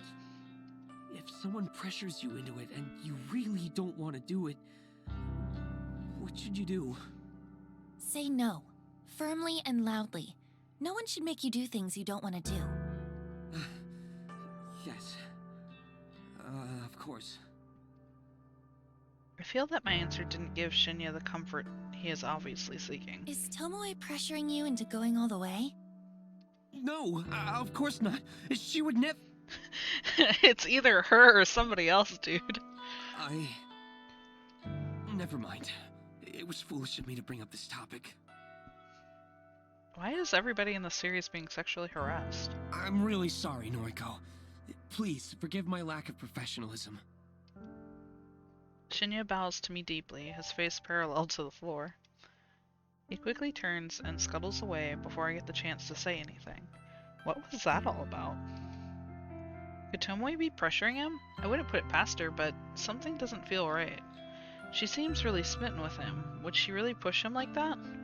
Maybe it's guilt from not being able to prevent his career going down the toilet, but I feel I should try and do something to help him. I watch Shinya get on the elevator, and once the double doors close, I get up from my desk and scoot over to Tomoe's workstation. Hey, can I have a minute? This is weird. Normally I come to bother Yo. Yeah, sorry. Have you and Shinya ever gone all the way? Huh? We've only been together for, what, a week? You think I'm some sort of slut? Hey, don't answer that! Look, not that it's your business, but... No, we haven't. Shinya's sweet. He's old-fashioned, you know. He wants to really get to know me before we go down that road. And I'm happy to wait. The last few guys I dated only ever wanted one thing from me. And that gets old real fast, you know? Okay, I believe you. Why are you asking me anyway? Did Shinya say something to you? No, I was curious, that's all. You think we're real friendly now, don't ya? Well, I don't mind some girl talk. Come talk to me anytime. Thank you. I'll do that. I think it's the other way around. You think we're real friendly with you. Tomoe waggles her fingers in a goodbye wave, and I return to my desk. If I take Tomoe at her word, which I find myself doing increasingly often, then she's not trying to get Shinya to do anything he's uncomfortable with. So that can only mean one thing. Someone else is pressuring Shinya. But the guy admitted to me, only today, that his only friends are Tomoe and myself, so who was he talking about when he brought up the subject? And the plot thickens. I'm a little worried that I haven't received a news alert for an obituary today.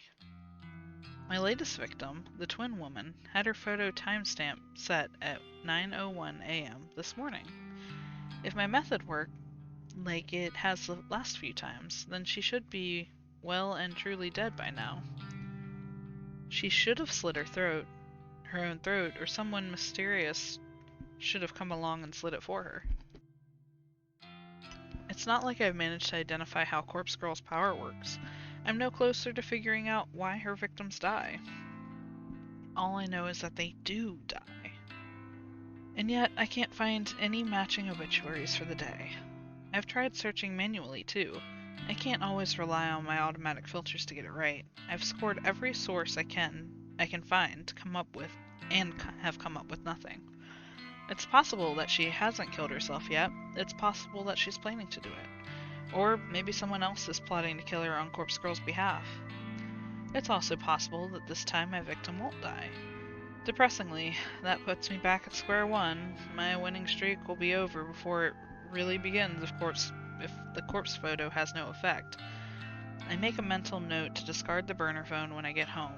I somehow forgot to get rid of it on my way to work, being so absorbed in my strict morning routine. But it's not too late. Barely 24 hours have passed since I sent out the photo. I'm not straying too far from my modus operandi. Yo, you came. Mad.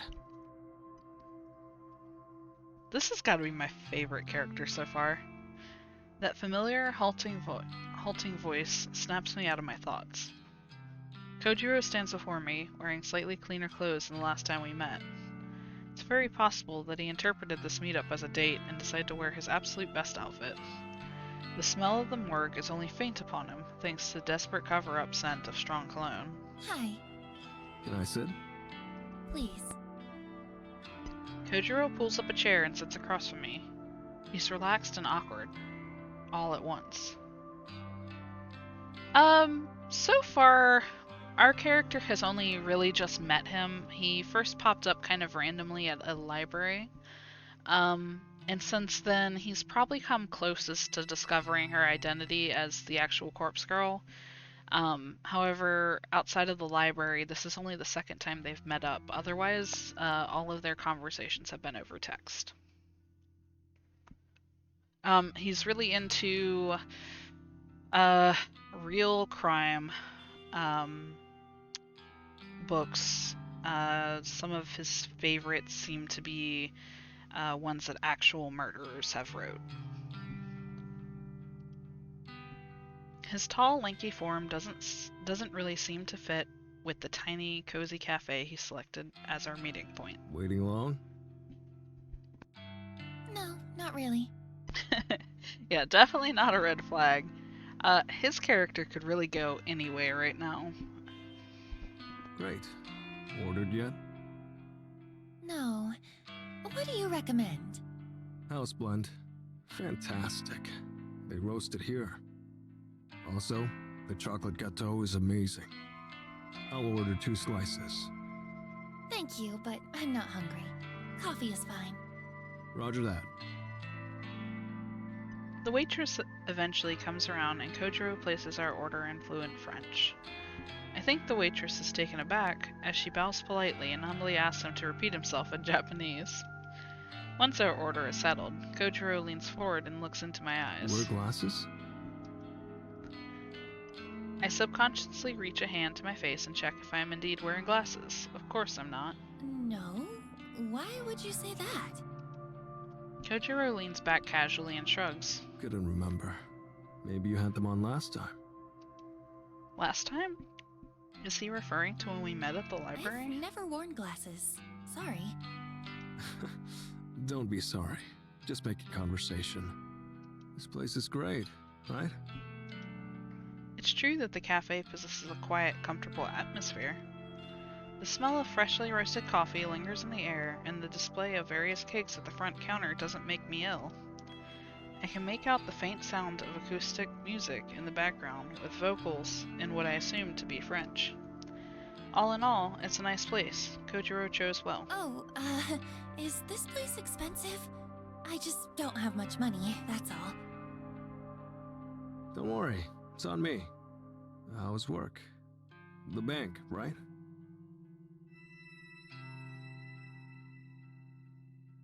I cocked my head to the side. Did I tell him what I do for work? I don't recall saying anything on the subject. I work at the head office for Temujin, not in an actual bank. That's so. Huh. Read your profile wrong. I relaxed somewhat at his explanation. Of course he would have read my noise profile before meeting up with me. That's pretty normal. I don't keep much personal information on there, but it's true that my workplace is listed. Our conversation is put on hold as the waitress returns with 2 cups of coffee and a single slice of chocolate gâteau. The cake is delicate and moist, and my stomach growls in betrayal of my convictions. Kojiro thanks the waitress in French, and she once again bows in embarrassment and takes her leave. Bite? He scoops up a section of the cake with his fork and holds it out to me. I wave a hand politely and shake my head. Oh well. He takes a bite and looks immensely satisfied with his choice of dessert. Could eat if you wanted. You're skin and bones. Excuse me? Just saying, could stand to gain some weight. The nerve of him. Who would say that to a young woman? I'll have you know that I eat perfectly well. Think... Whoa. Sorry. Wasn't trying to be mean. You're gorgeous. Just saying, some cake wouldn't hurt. I'm gorgeous? I feel a little flushed and I look down at my phone to avoid Kojiro's warm gaze. Try the coffee, please. I reach for the cup in front of me, more due to the pleasant aroma than Kojiro's suggestion. I take a sip. It's been served at the perfect drinking temperature, and it's absolutely delightful, rich, delicate. I could drink this all day. I've probably been wasting my time drinking canned coffee. This is the real deal. Yes, it is. 100%. You wouldn't find this in canned coffee at all. Thoughts? For the first time since Kojiro arrived, I smile. It's wonderful. Right? I like your smile. The sky is really laying it on thick. I didn't come here to be swooned. Still, the praise is kind of nice, even if he is just trying to play me with the oldest lines in the book. I figure I should switch the subject to encourage him to stop flirting. So, how long have you worked in the morgue? Wow. Good question. Okay, let's see. 34 now. Started there at 22. Damn. 12 years. Never thought about it. Shit, I'm old. No, not at all. You're older than I expected, but really, it's no big deal. How old are you? Can I ask that? I don't mind. I'm 20. Within the first 2 minutes of our conversation, this man has commented on her weight and asked her age. This is like 101 in the things not to talk to a girl about handbook. He's really bombing. Phew. Okay. Right. Is that an issue? No, of course not. You're mature for your age, or I'm out of touch. You're out of touch. I can't help but giggle. Wow. Okay. He laughs it off, but I wonder if I did hit a nerve. Would you date an older guy? And there it is. Straight to the point. We've met him one time. 20 and she kills people. Yeah, 20-year-olds these days, man. They're wild. How do I answer a question like that? Good question. I've got no issue with age, but I don't really know if you're my type.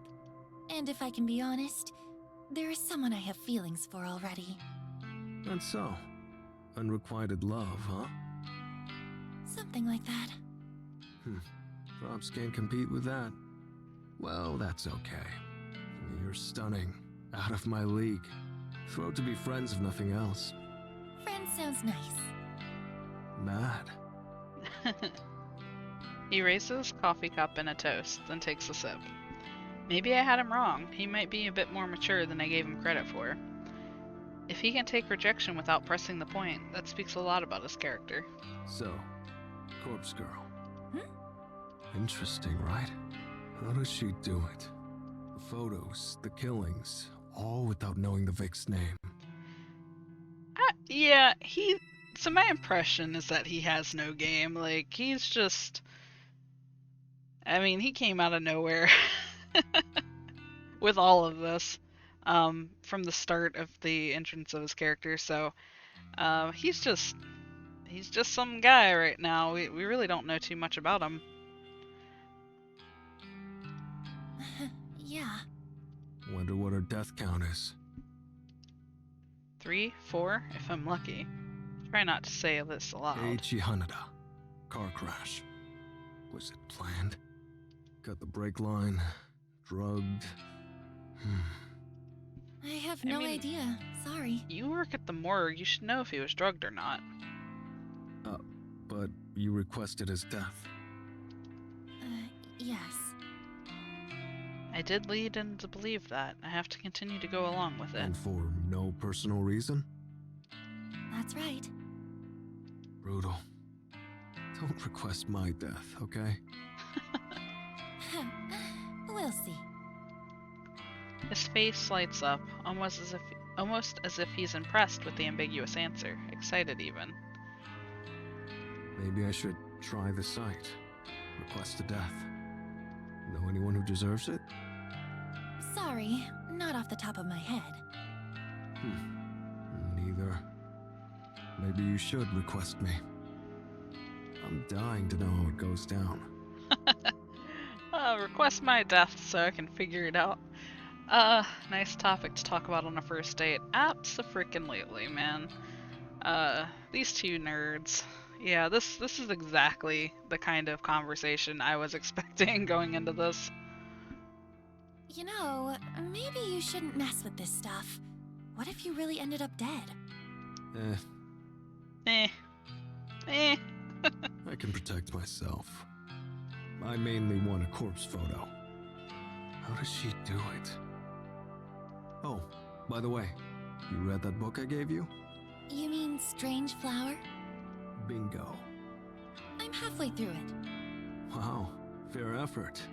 It's long. Thoughts? It's interesting, I won't lie. No, Belle Sinclair is a sicko, right? Right. He's not all there. Halfway through, huh? So? Has he dined with the dead? Yeah. Who was it? His school teacher, I think.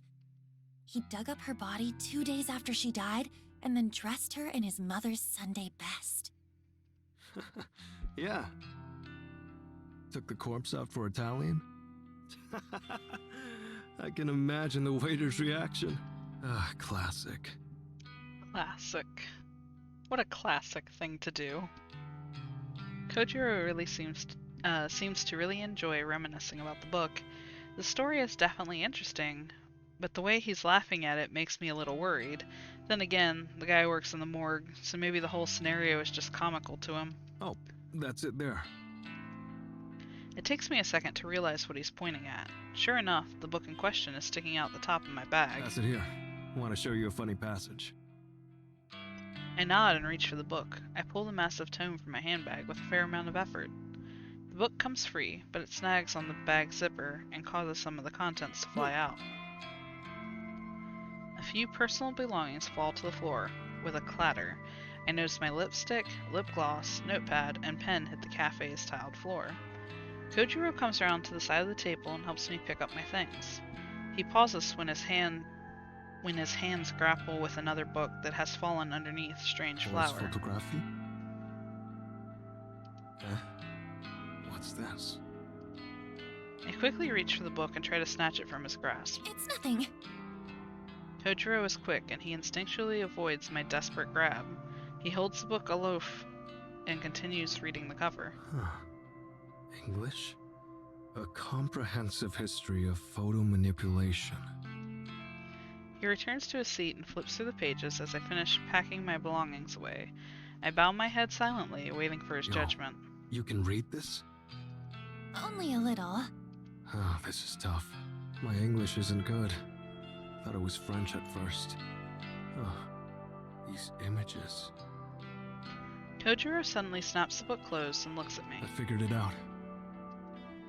I brace myself for his inevitable accusation. Corpse Girl fakes the photos. The photos aren't from the future. Like that was ever possible. Photo is fake. Timestamp is fake.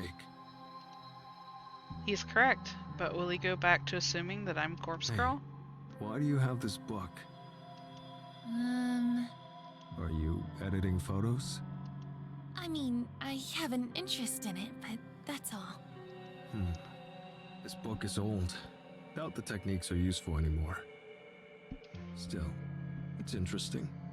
My theory. Thoughts? About Corpse Girl faking the photos? Bingo. I don't know. Sure, it's possible. But can anyone fake a photo so realistically? Realistically? Do you know her photos are realistic? I mean, she saw one thanks to you. Thinking quickly, I snap back with an answer. You sent me that copy of Eiichi Hanada's corpse photo. The one Corpse Girl apparently produced. True. It was good, right? Pretty convincing. Very convincing. Is photo manipulation that good? I suppose if someone skilled enough was doing it. If it's not photo manipulation, then one more theory. What is it? Maybe the subject in the photo is a corpse. I'm confused. Of course it's a corpse. What's your point? Sorry, hear me out. It's a photo of a real corpse. Just not the victim's corpse. Corpse Girl acquires a real corpse, dresses it up, just like in Strange Flower. she makes it look like the Vic. It's convincing because it's real. No photo manipulation.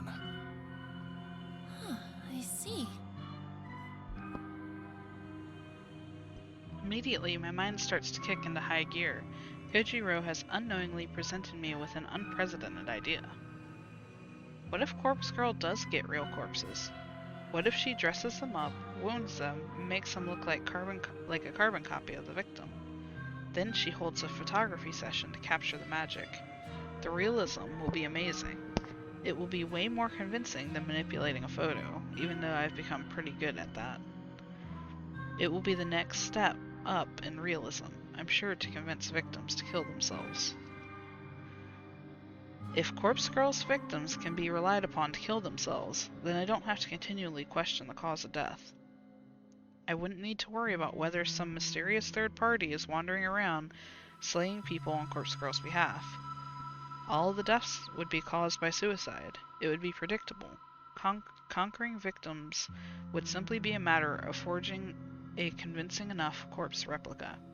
But the legwork involved in acquiring corpses would be... That's it! The answer is sitting right in front of me, with a smudge of chocolate cake on his chin and an empty coffee cup resting in his hands. Say, hypothetically, would it be easy for Corpse Girl to even have access to dead bodies? He is pretty freaking smart, and I have to wonder if we're getting ready to play him like a fiddle. Legal ramifications aside, could she possibly have a source of cadavers to desecrate at will? Yeah, it's not impossible. Take someone like me. I have the morgue. I'm there alone, mostly. Someone like Corpse Girl makes me an offer. I'd give away spare corpses, no problem. I just called him smart, and now I feel like I have to take that back. Of course, I could get busted. It's not about losing my job. I'm not going to prison. The price would have to be right. But that's just me. Employees in other morgues, well, can't speak for them. Interesting. So you would willingly work with Corpse Girl if the price was right? Yeah, I've said it before. Big fan. I support her work. It's fascinating. If she really is using cadavers to make photos, then, well, I'm offended she didn't come to me for help. Yeah, he does. Yeah, I'm really wondering if he just knows and just can't get her to say it. Because what he's saying right now sounds like an underhanded way of being like, you should ask me to help you.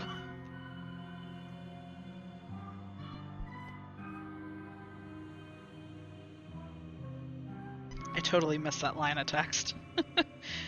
She's excited about it. I never imagined this meeting could be so lucrative. If I want to get my hands on all the corpses I'll ever need, I can just ask him here and now.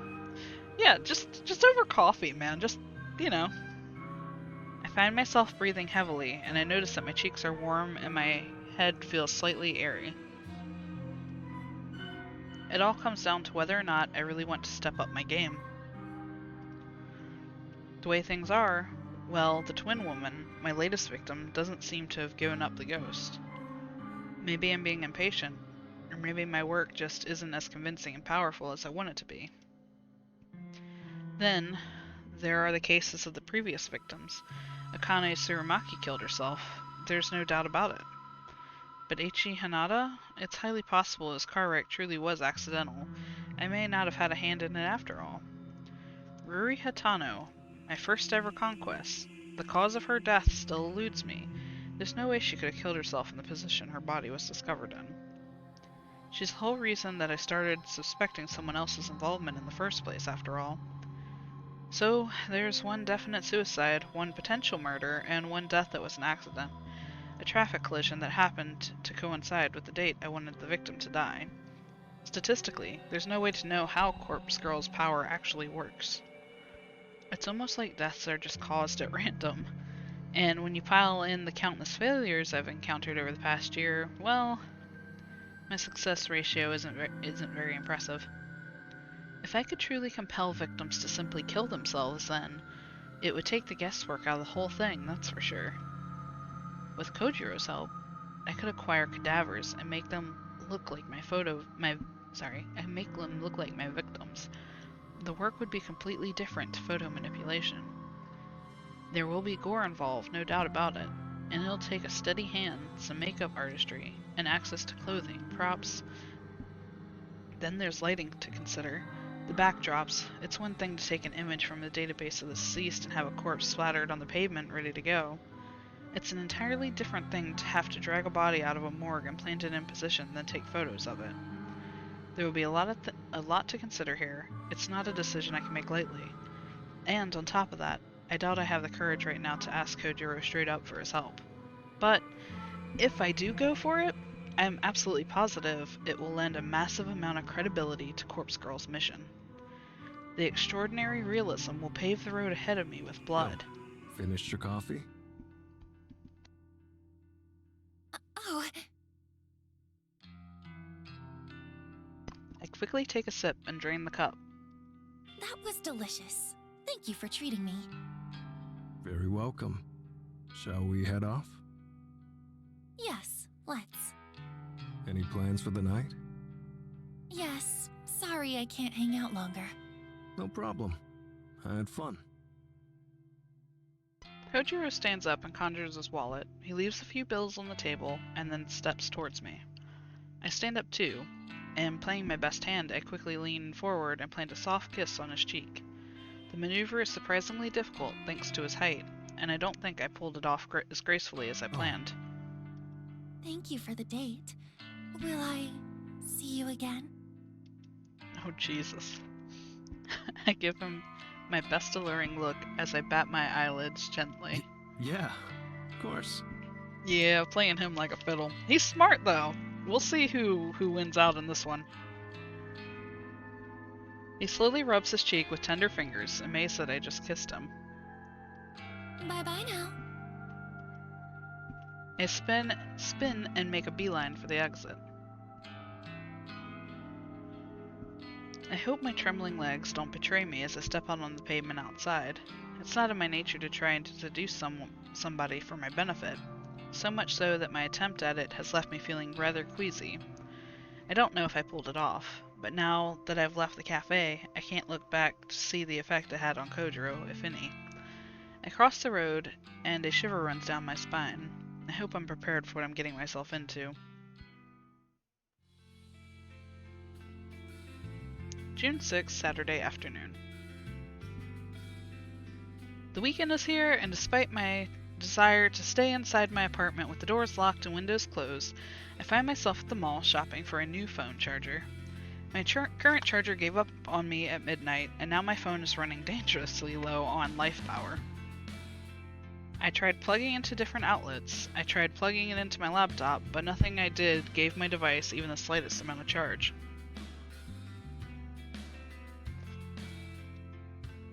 I thought for sure I had a spare charger lying around, but I turned my apartment inside out trying to find it.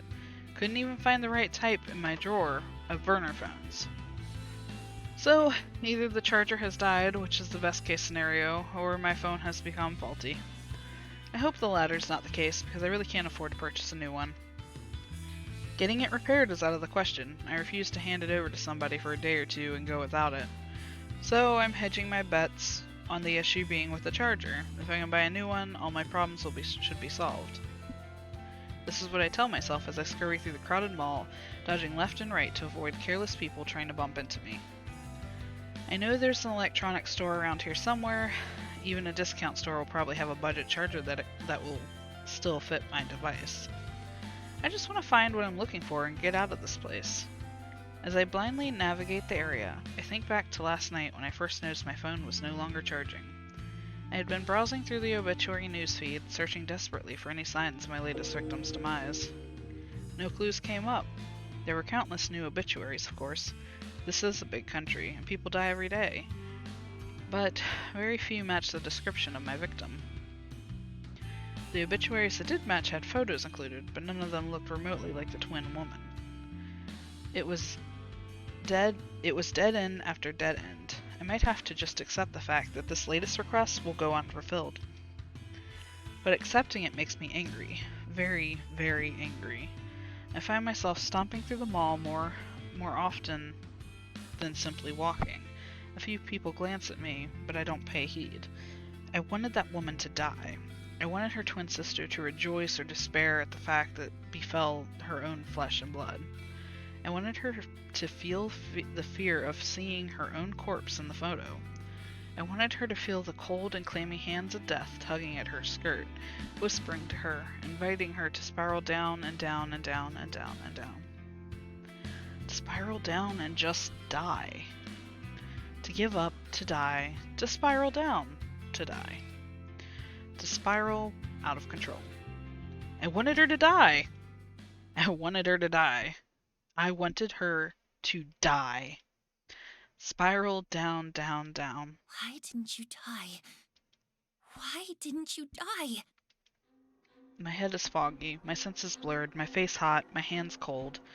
I repeat the mantra through gritted teeth. Why didn't you die? Why didn't you die? Why didn't you die? I fall to my knees and scream at the top of my lungs.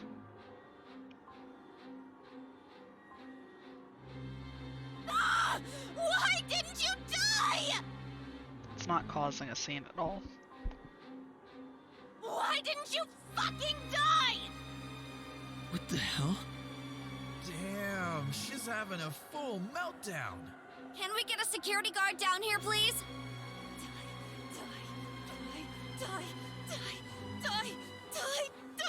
Die! Is she going to kill somebody? Mom, I'm scared. I'll kill her. I'll find her. I taste blood in my mouth. My tongue is numb, my teeth chatter.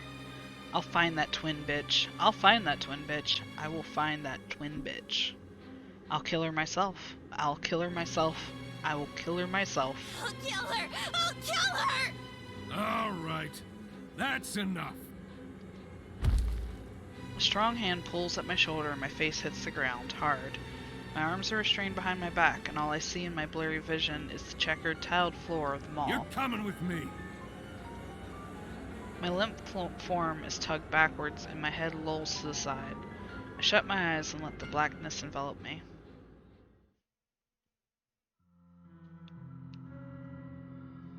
A stinging cold ice pack bites against my cheek and rudely awakens me from my stupor. I don't know where I am. I don't remember why I'm here. But the sudden chill spreading across my face is nice, almost soothing. I realize that somebody, a tall man, is holding the ice pack to my cheek and he motions for me to take a hold of it myself. I reach a sluggish hand up to grab the ice pack and continue to press it against my skin. The man walks around the chair I'm seated in and stands behind a simple wooden desk to You can face imagine me. my surprise when I recognized you. Oh no! Huh? It's her neighbor. Opening my mouth in an attempt to talk causes a dull ache in my jaw. I apologize for treating you so roughly. The only reason I haven't called for the police is because I want to give you the opportunity to calm down and explain yourself. This guy, I know him, but from where? Oh! Of course. It took me some time because I'm not used to seeing the security uniform. This is Kenji Ogawa, the very same guy who lives in my apartment building, the nice guy who greets me in the stairwell. The father of sweet little Momo. Mr. Ogawa? Ah, so you are completely out of it. Where am I? This is the mall security office. You caused quite a scene, Nariko. A scene? You don't remember. Well, give it some time. I'm sure it'll come back to you. I try to think hard about the circumstances that led me here. I remember something about visiting the mall to buy a phone charger, but I don't think I ever found the store I was looking for. Some kind of anger or fear or something, some familiar primal emotion got the better of me. Listen, Nariko. I've always thought you were a sweet girl. And Momo looks up to you, you know. Please, tell me that you're just not feeling well. Please tell me the things you were screaming aren't true. The things I was screaming? An image of a smiling woman flashes in my mind, a twin woman with beautiful features and lovely hair. The victim, the one who didn't die. That's right. I remember now. I lost my cool. I became so overwhelmed with frustration that she didn't die. I must have broken down and unleashed my anger here, right in the mall.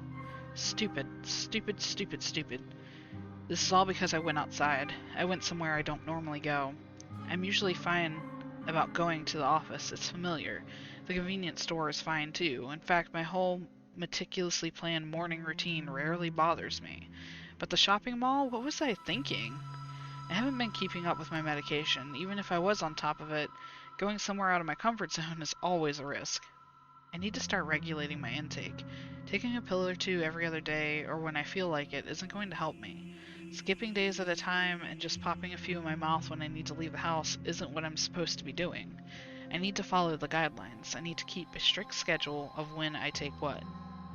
Damn it, Noriko. I'm supposed to be calm at all times. Stoic, unflinching Noriko. What the fuck am I doing? Nariko, you still look a bit flustered. Do you want to lie down for a bit before talking to me? No. Okay. Well, do you want to explain what happened? No. Huh. I never took you for a troublemaker. Please, Nariko. I'm begging you. Don't make me call the police. You were screaming about killing somebody. You were manic. You can't just act like that in public. You scared 100 people just trying to make their way through the mall. You scared me. A knock at the door causes Kenji to flinch. Ogawa, may I enter? Ah, yes. Please come in, Mr. Fujikawa. The metal door separating the security room from the real world opens with a screech. A broad, intimidating man enters a small room and displaces all the air inside. I feel like I'm going to suffocate. Yes, sir. She's calm now. Indeed. The man, who seems to be some sort of detective, looks me up and down with a sour expression. Miss, your name? I don't answer him. I see. Sir, if I may, this is Nariko Kurosawa. She's an acquaintance. Is that so? An acquaintance? Well, that speaks volumes about your personal life, Ogawa. Sir. Leave us be. I wish to talk to her. Yes, Mr. Fujikawa. Kenji bows, his grim smile cracking under fear as he exits the room. The detective, or whatever he is, towers over me. He pulls out a badge from inside his jacket and flashes it at me. My name is Fujikawa. I'm a detective, an investigator for the Tokyo Metropolitan Police Department. You must understand that we take death threats very seriously in the police force. Huh? Excuse me, but Kenji said he didn't call the police. Kenji? Ah, Ogawa. Well, never mind what he said. I was here already in regards to another case. I happened to witness your little outburst. Ogawa was kind enough to allow me a moment to interview you personally. Right. So, what do you want to talk about? Listen, if I were in your shoes, I'd drop the sardonic act. I have reasonable grounds to arrest you here and now. His voice drips with pure venom. This guy isn't joking around. I squirm a little in my seat and remove the cold ice pack from my face. Now, Miss Kurosawa, would you please explain to me who you are threatening to kill? A wave of dread washes over me as the reality of my current situation starts to sink in. If I don't fly the straight and narrow here, I might be in for a world of trouble. I apologize for my actions. I wasn't feeling like myself earlier. I regrettably skipped my medication recently. The medication excuse. I'll play along. Were you hallucinating then? No, sir. Not exactly. You need to come up with something, and quickly, or I'm not getting out of here anytime soon. I recently had an altercation with a coworker about a guy we both like. The detective rolled his eyes at me. Go on. I guess I was a little upset about our fight, and really, we're actually quite good friends, so I think a combination of that and missing my medication caused me to get a little too upset and say some things I don't really mean. Mm-hmm. And how do I know you're not dangerous? Are you carrying any weapons, Miss Kurosawa? Weapons? No, of course not. I see. Well, you're going to have to permit me to search your belongings. You understand that I can't allow you to leave until I have established that you're not a threat, right? The detective lurches forward and roughly grabs my handbag. Hey!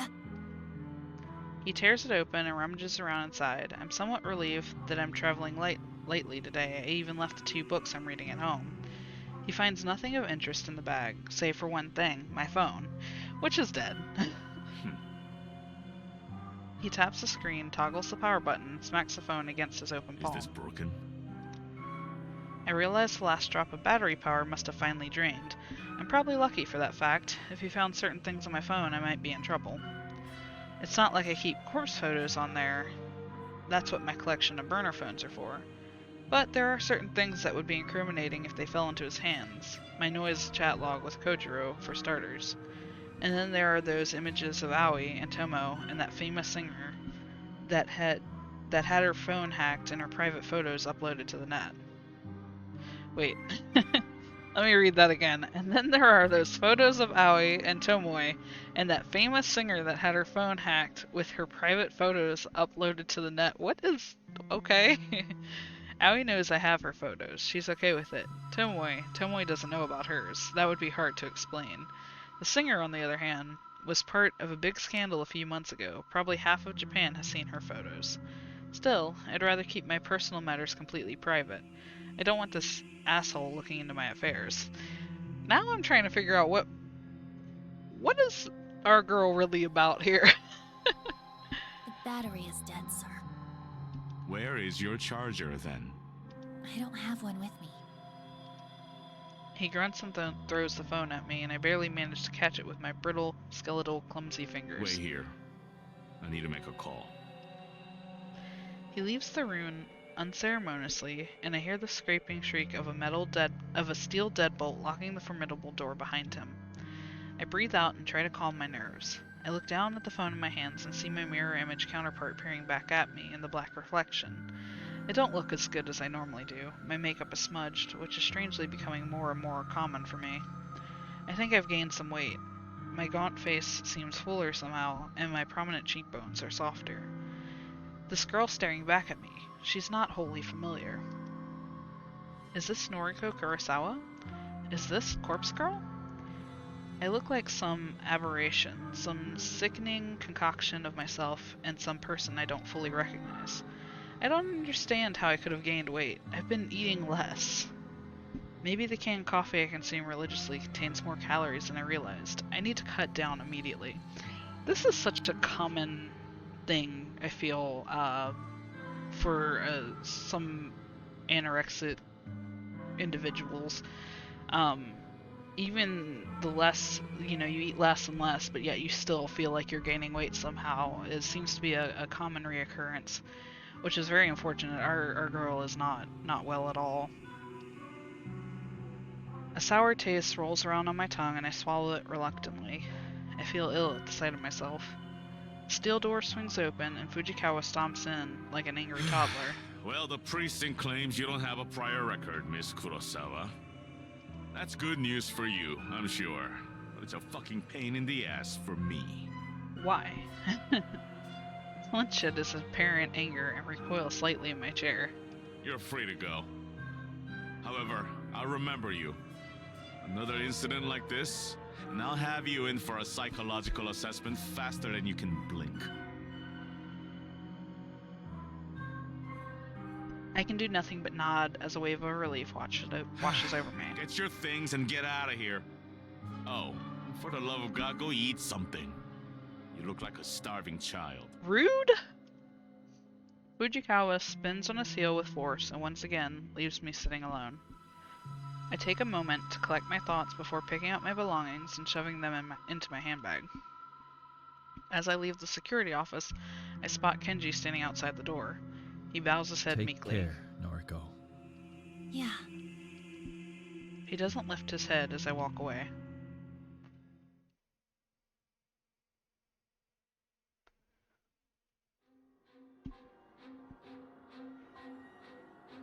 Alright, I'm gonna take a moment. I will be right back.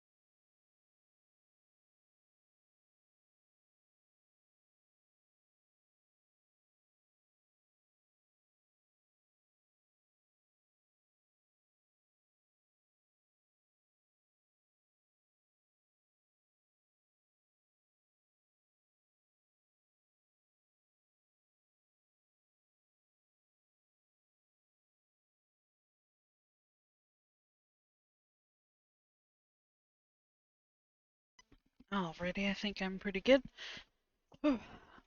Let's see. So, freaked out at the mall.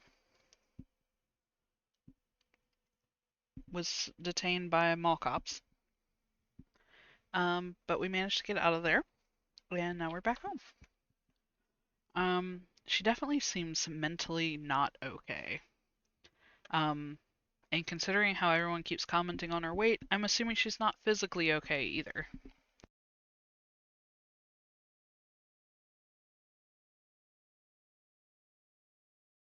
So, let's see what happens. Alright, so much for stoic, unflinching Noriko. Remember stoic, unflinching Noriko? This is her. Weak of flesh and weak of will. Weak, weak, weak. Thank you. Noriko can't control her emotions. Noriko can't face the world outside without the help of peppy pink pills. Noriko, Noriko, Noriko. She keeps calling herself that. I keep calling myself that.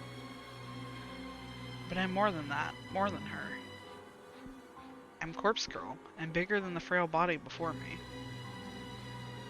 What do my looks matter in the grand scheme of things? What does my ego matter? I want to be beautiful, thin, gorgeous. Kojiro called me gorgeous. It made me feel good. But that doesn't matter. None of it matters. Corpse Girl matters. She will succeed, and the world will continue to spin. I need to gain weight or lose weight. I need to look like Aoi, with her small frame and cute features, and that bust that's too hard to look away from. I need to look like Tomoe, with her fuller figure, her obscene fashion sense, and those oddly beautiful eyes that she doesn't deserve. I need to look like Yuriko, with her bad haircut, terrible piercings, and trashy clothes. I need to look like Mother, who is just like me and Yuriko combined, but with vacant eyes that used to be sparkly and clear, but now just glaze over whenever you try to talk to her. I need to look like Noriko, with her dark hair and her intense gaze and her healthy, acceptable frame. I don't need to look like the skeleton, this living corpse. I don't need to look like this physical embodiment of hunger and longing and lust and fear and stress and anxiety and uncertainty and ambition and exhaustion. Fuck you. Oh, she said that. I curse at the mirror and spit at my own reflection. Fuck you!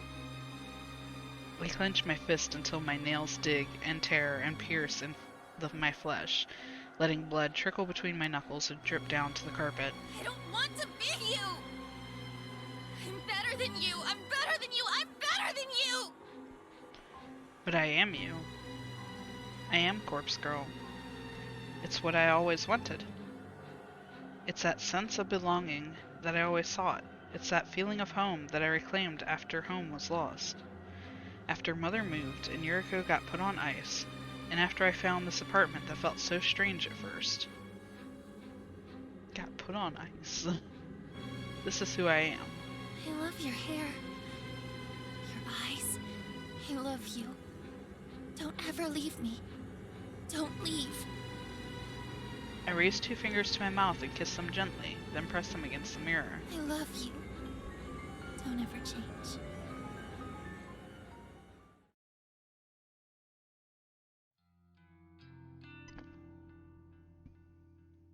June 7th, Sunday morning. To my absolute delight, I woke up this morning feeling really refreshed. I was worried that my temporary incarceration at the mall would continue to stress me out today. Thankfully, my fears were unfounded. I spent the early morning cleaning up my room. I had to use some elbow grease to get a few specks of blood out of the carpet and to clean a bit of lipstick off my mirror. I even took my medication with a tall glass of water, and I didn't skip the pills I don't like this time. It will be some time before I feel stable, maybe even a few weeks, but the fact that I'm already taking steps forward has done wonders for my mood. Today's a day to stay inside and work on me. I can't have another incident like yesterday. I can't break down in public and put myself at risk. I can't break down at home again and feed on my insecurities and anxieties. I need to be strong, for Corpse Girl, for me. With my room now clean, I decide to spend a little time tidying the rest of my apartment. As I work, I make myself a new mental checklist of commitments, Noriko's promise list, if you will. Commitment number 1. I'm not going to lose my shit if a victim doesn't meet their demise. Just because the twin woman didn't kill herself doesn't mean I'm a failure. I had 3 successes before her, and I'll have more successes again. I just need to try harder, work harder, refine my methods, and keep moving forward. And I'm not at a dead end yet.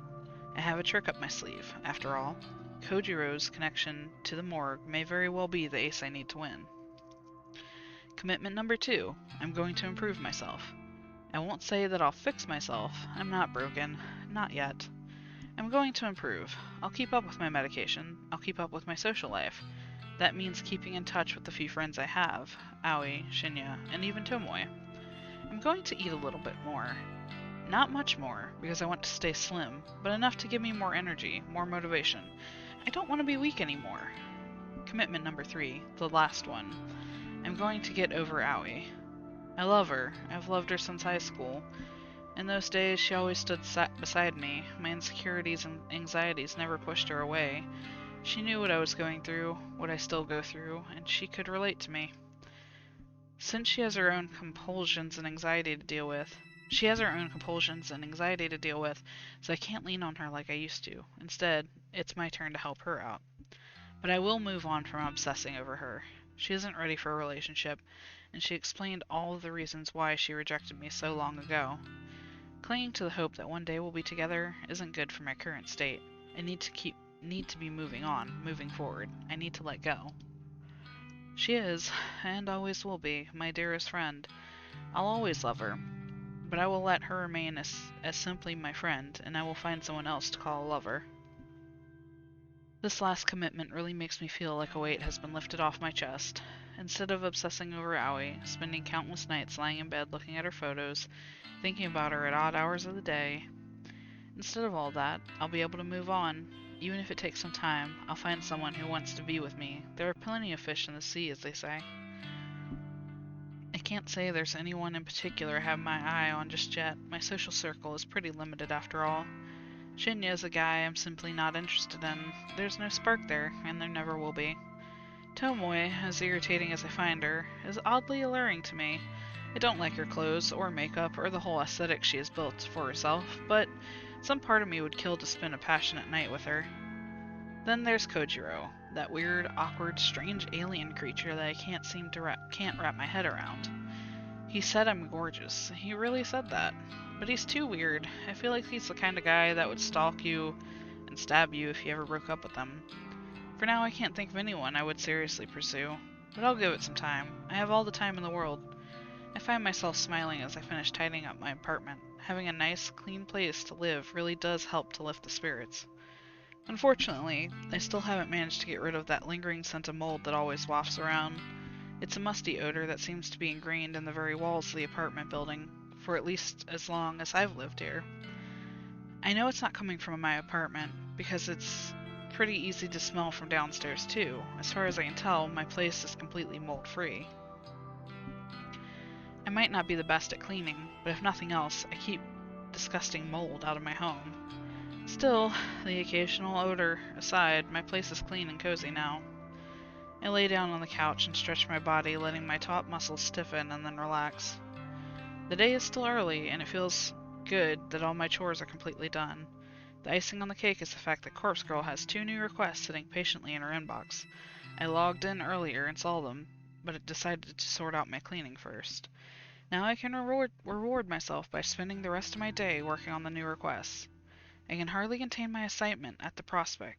2 requests to work on is better than I could hope for, and I'm sure at least one of these new victims will fall.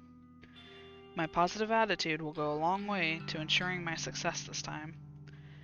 Unable to restrain myself anymore, I snatch up my laptop from its charging port next to the couch. I flip open the lid and gaze at the photos that I downloaded earlier. My 2 new victims, fresh blood.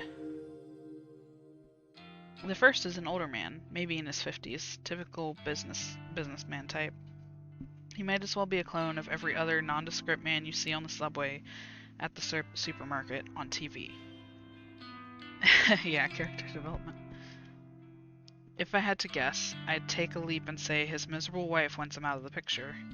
Maybe she's unhappy with their finances, or she's having an affair, or she's just tired of his cloned face and his cloned personality. Regardless, somebody wants this unremarkable man removed from the face of this unremarkable world. The second victim is much, much more interesting. 2 things strike me as noteworthy about this photo. Firstly, the cleavage, of course. Secondly, the image is a photograph of a photograph. Somebody has snapped a picture of an actual physical photo and uploaded it to the site. The photograph is in good condition, as though its owner values it above all else. A signature is scribbled across it in white ink. It's an autographed photo of someone who is perhaps moderately famous. I don't recognize the woman in question, and the signature is such a mess that I can't make out even a slight kanji in her name. Regardless, I would be willing to bet that a disgruntled fan is requesting her death. If she's an idol, or a singer, or an actor, it wouldn't be unheard of for something like this to happen. A fanboy gets to meet her a few times and shake hands at events, whatever. He asks her out, she politely declines. And then the obsession begins. If the fanboy can't have her, no one can. Kill her! Kill her! Well, that's a theory I slowly pieced together as I examined some of the finer details of the photo. The reasons behind the request don't matter. They never matter. I kill them all the same. I'm going to work on the woman's photo first. I'll timestamp her photo with tomorrow's date and send it to her this afternoon. That should give her about 24 hours to give up on life and light herself on fire. Maybe I'll do the same with the businessman. I'll give him a timestamp set 24 hours from when I sent the photo. It will be kind of fun to schedule 2 deaths to occur around the same time. It will make tomorrow for a very exciting day. With my goal set, I load up the database of the deceased and get to work. I'm probably gonna stop right here. I've got some real life stuff that needs to get done before it gets too late. But I hope you guys have enjoyed, and we will get to see what happens with these two when we come back tomorrow. Oh, it's been a wild ride. I don't even know where to start with this game. I am questioning the route that I'm going down right now, because there's been a lot of like immediate development and signs pointing to mental instability on our character's part. So, assuming just what I know about visual novels, usually that means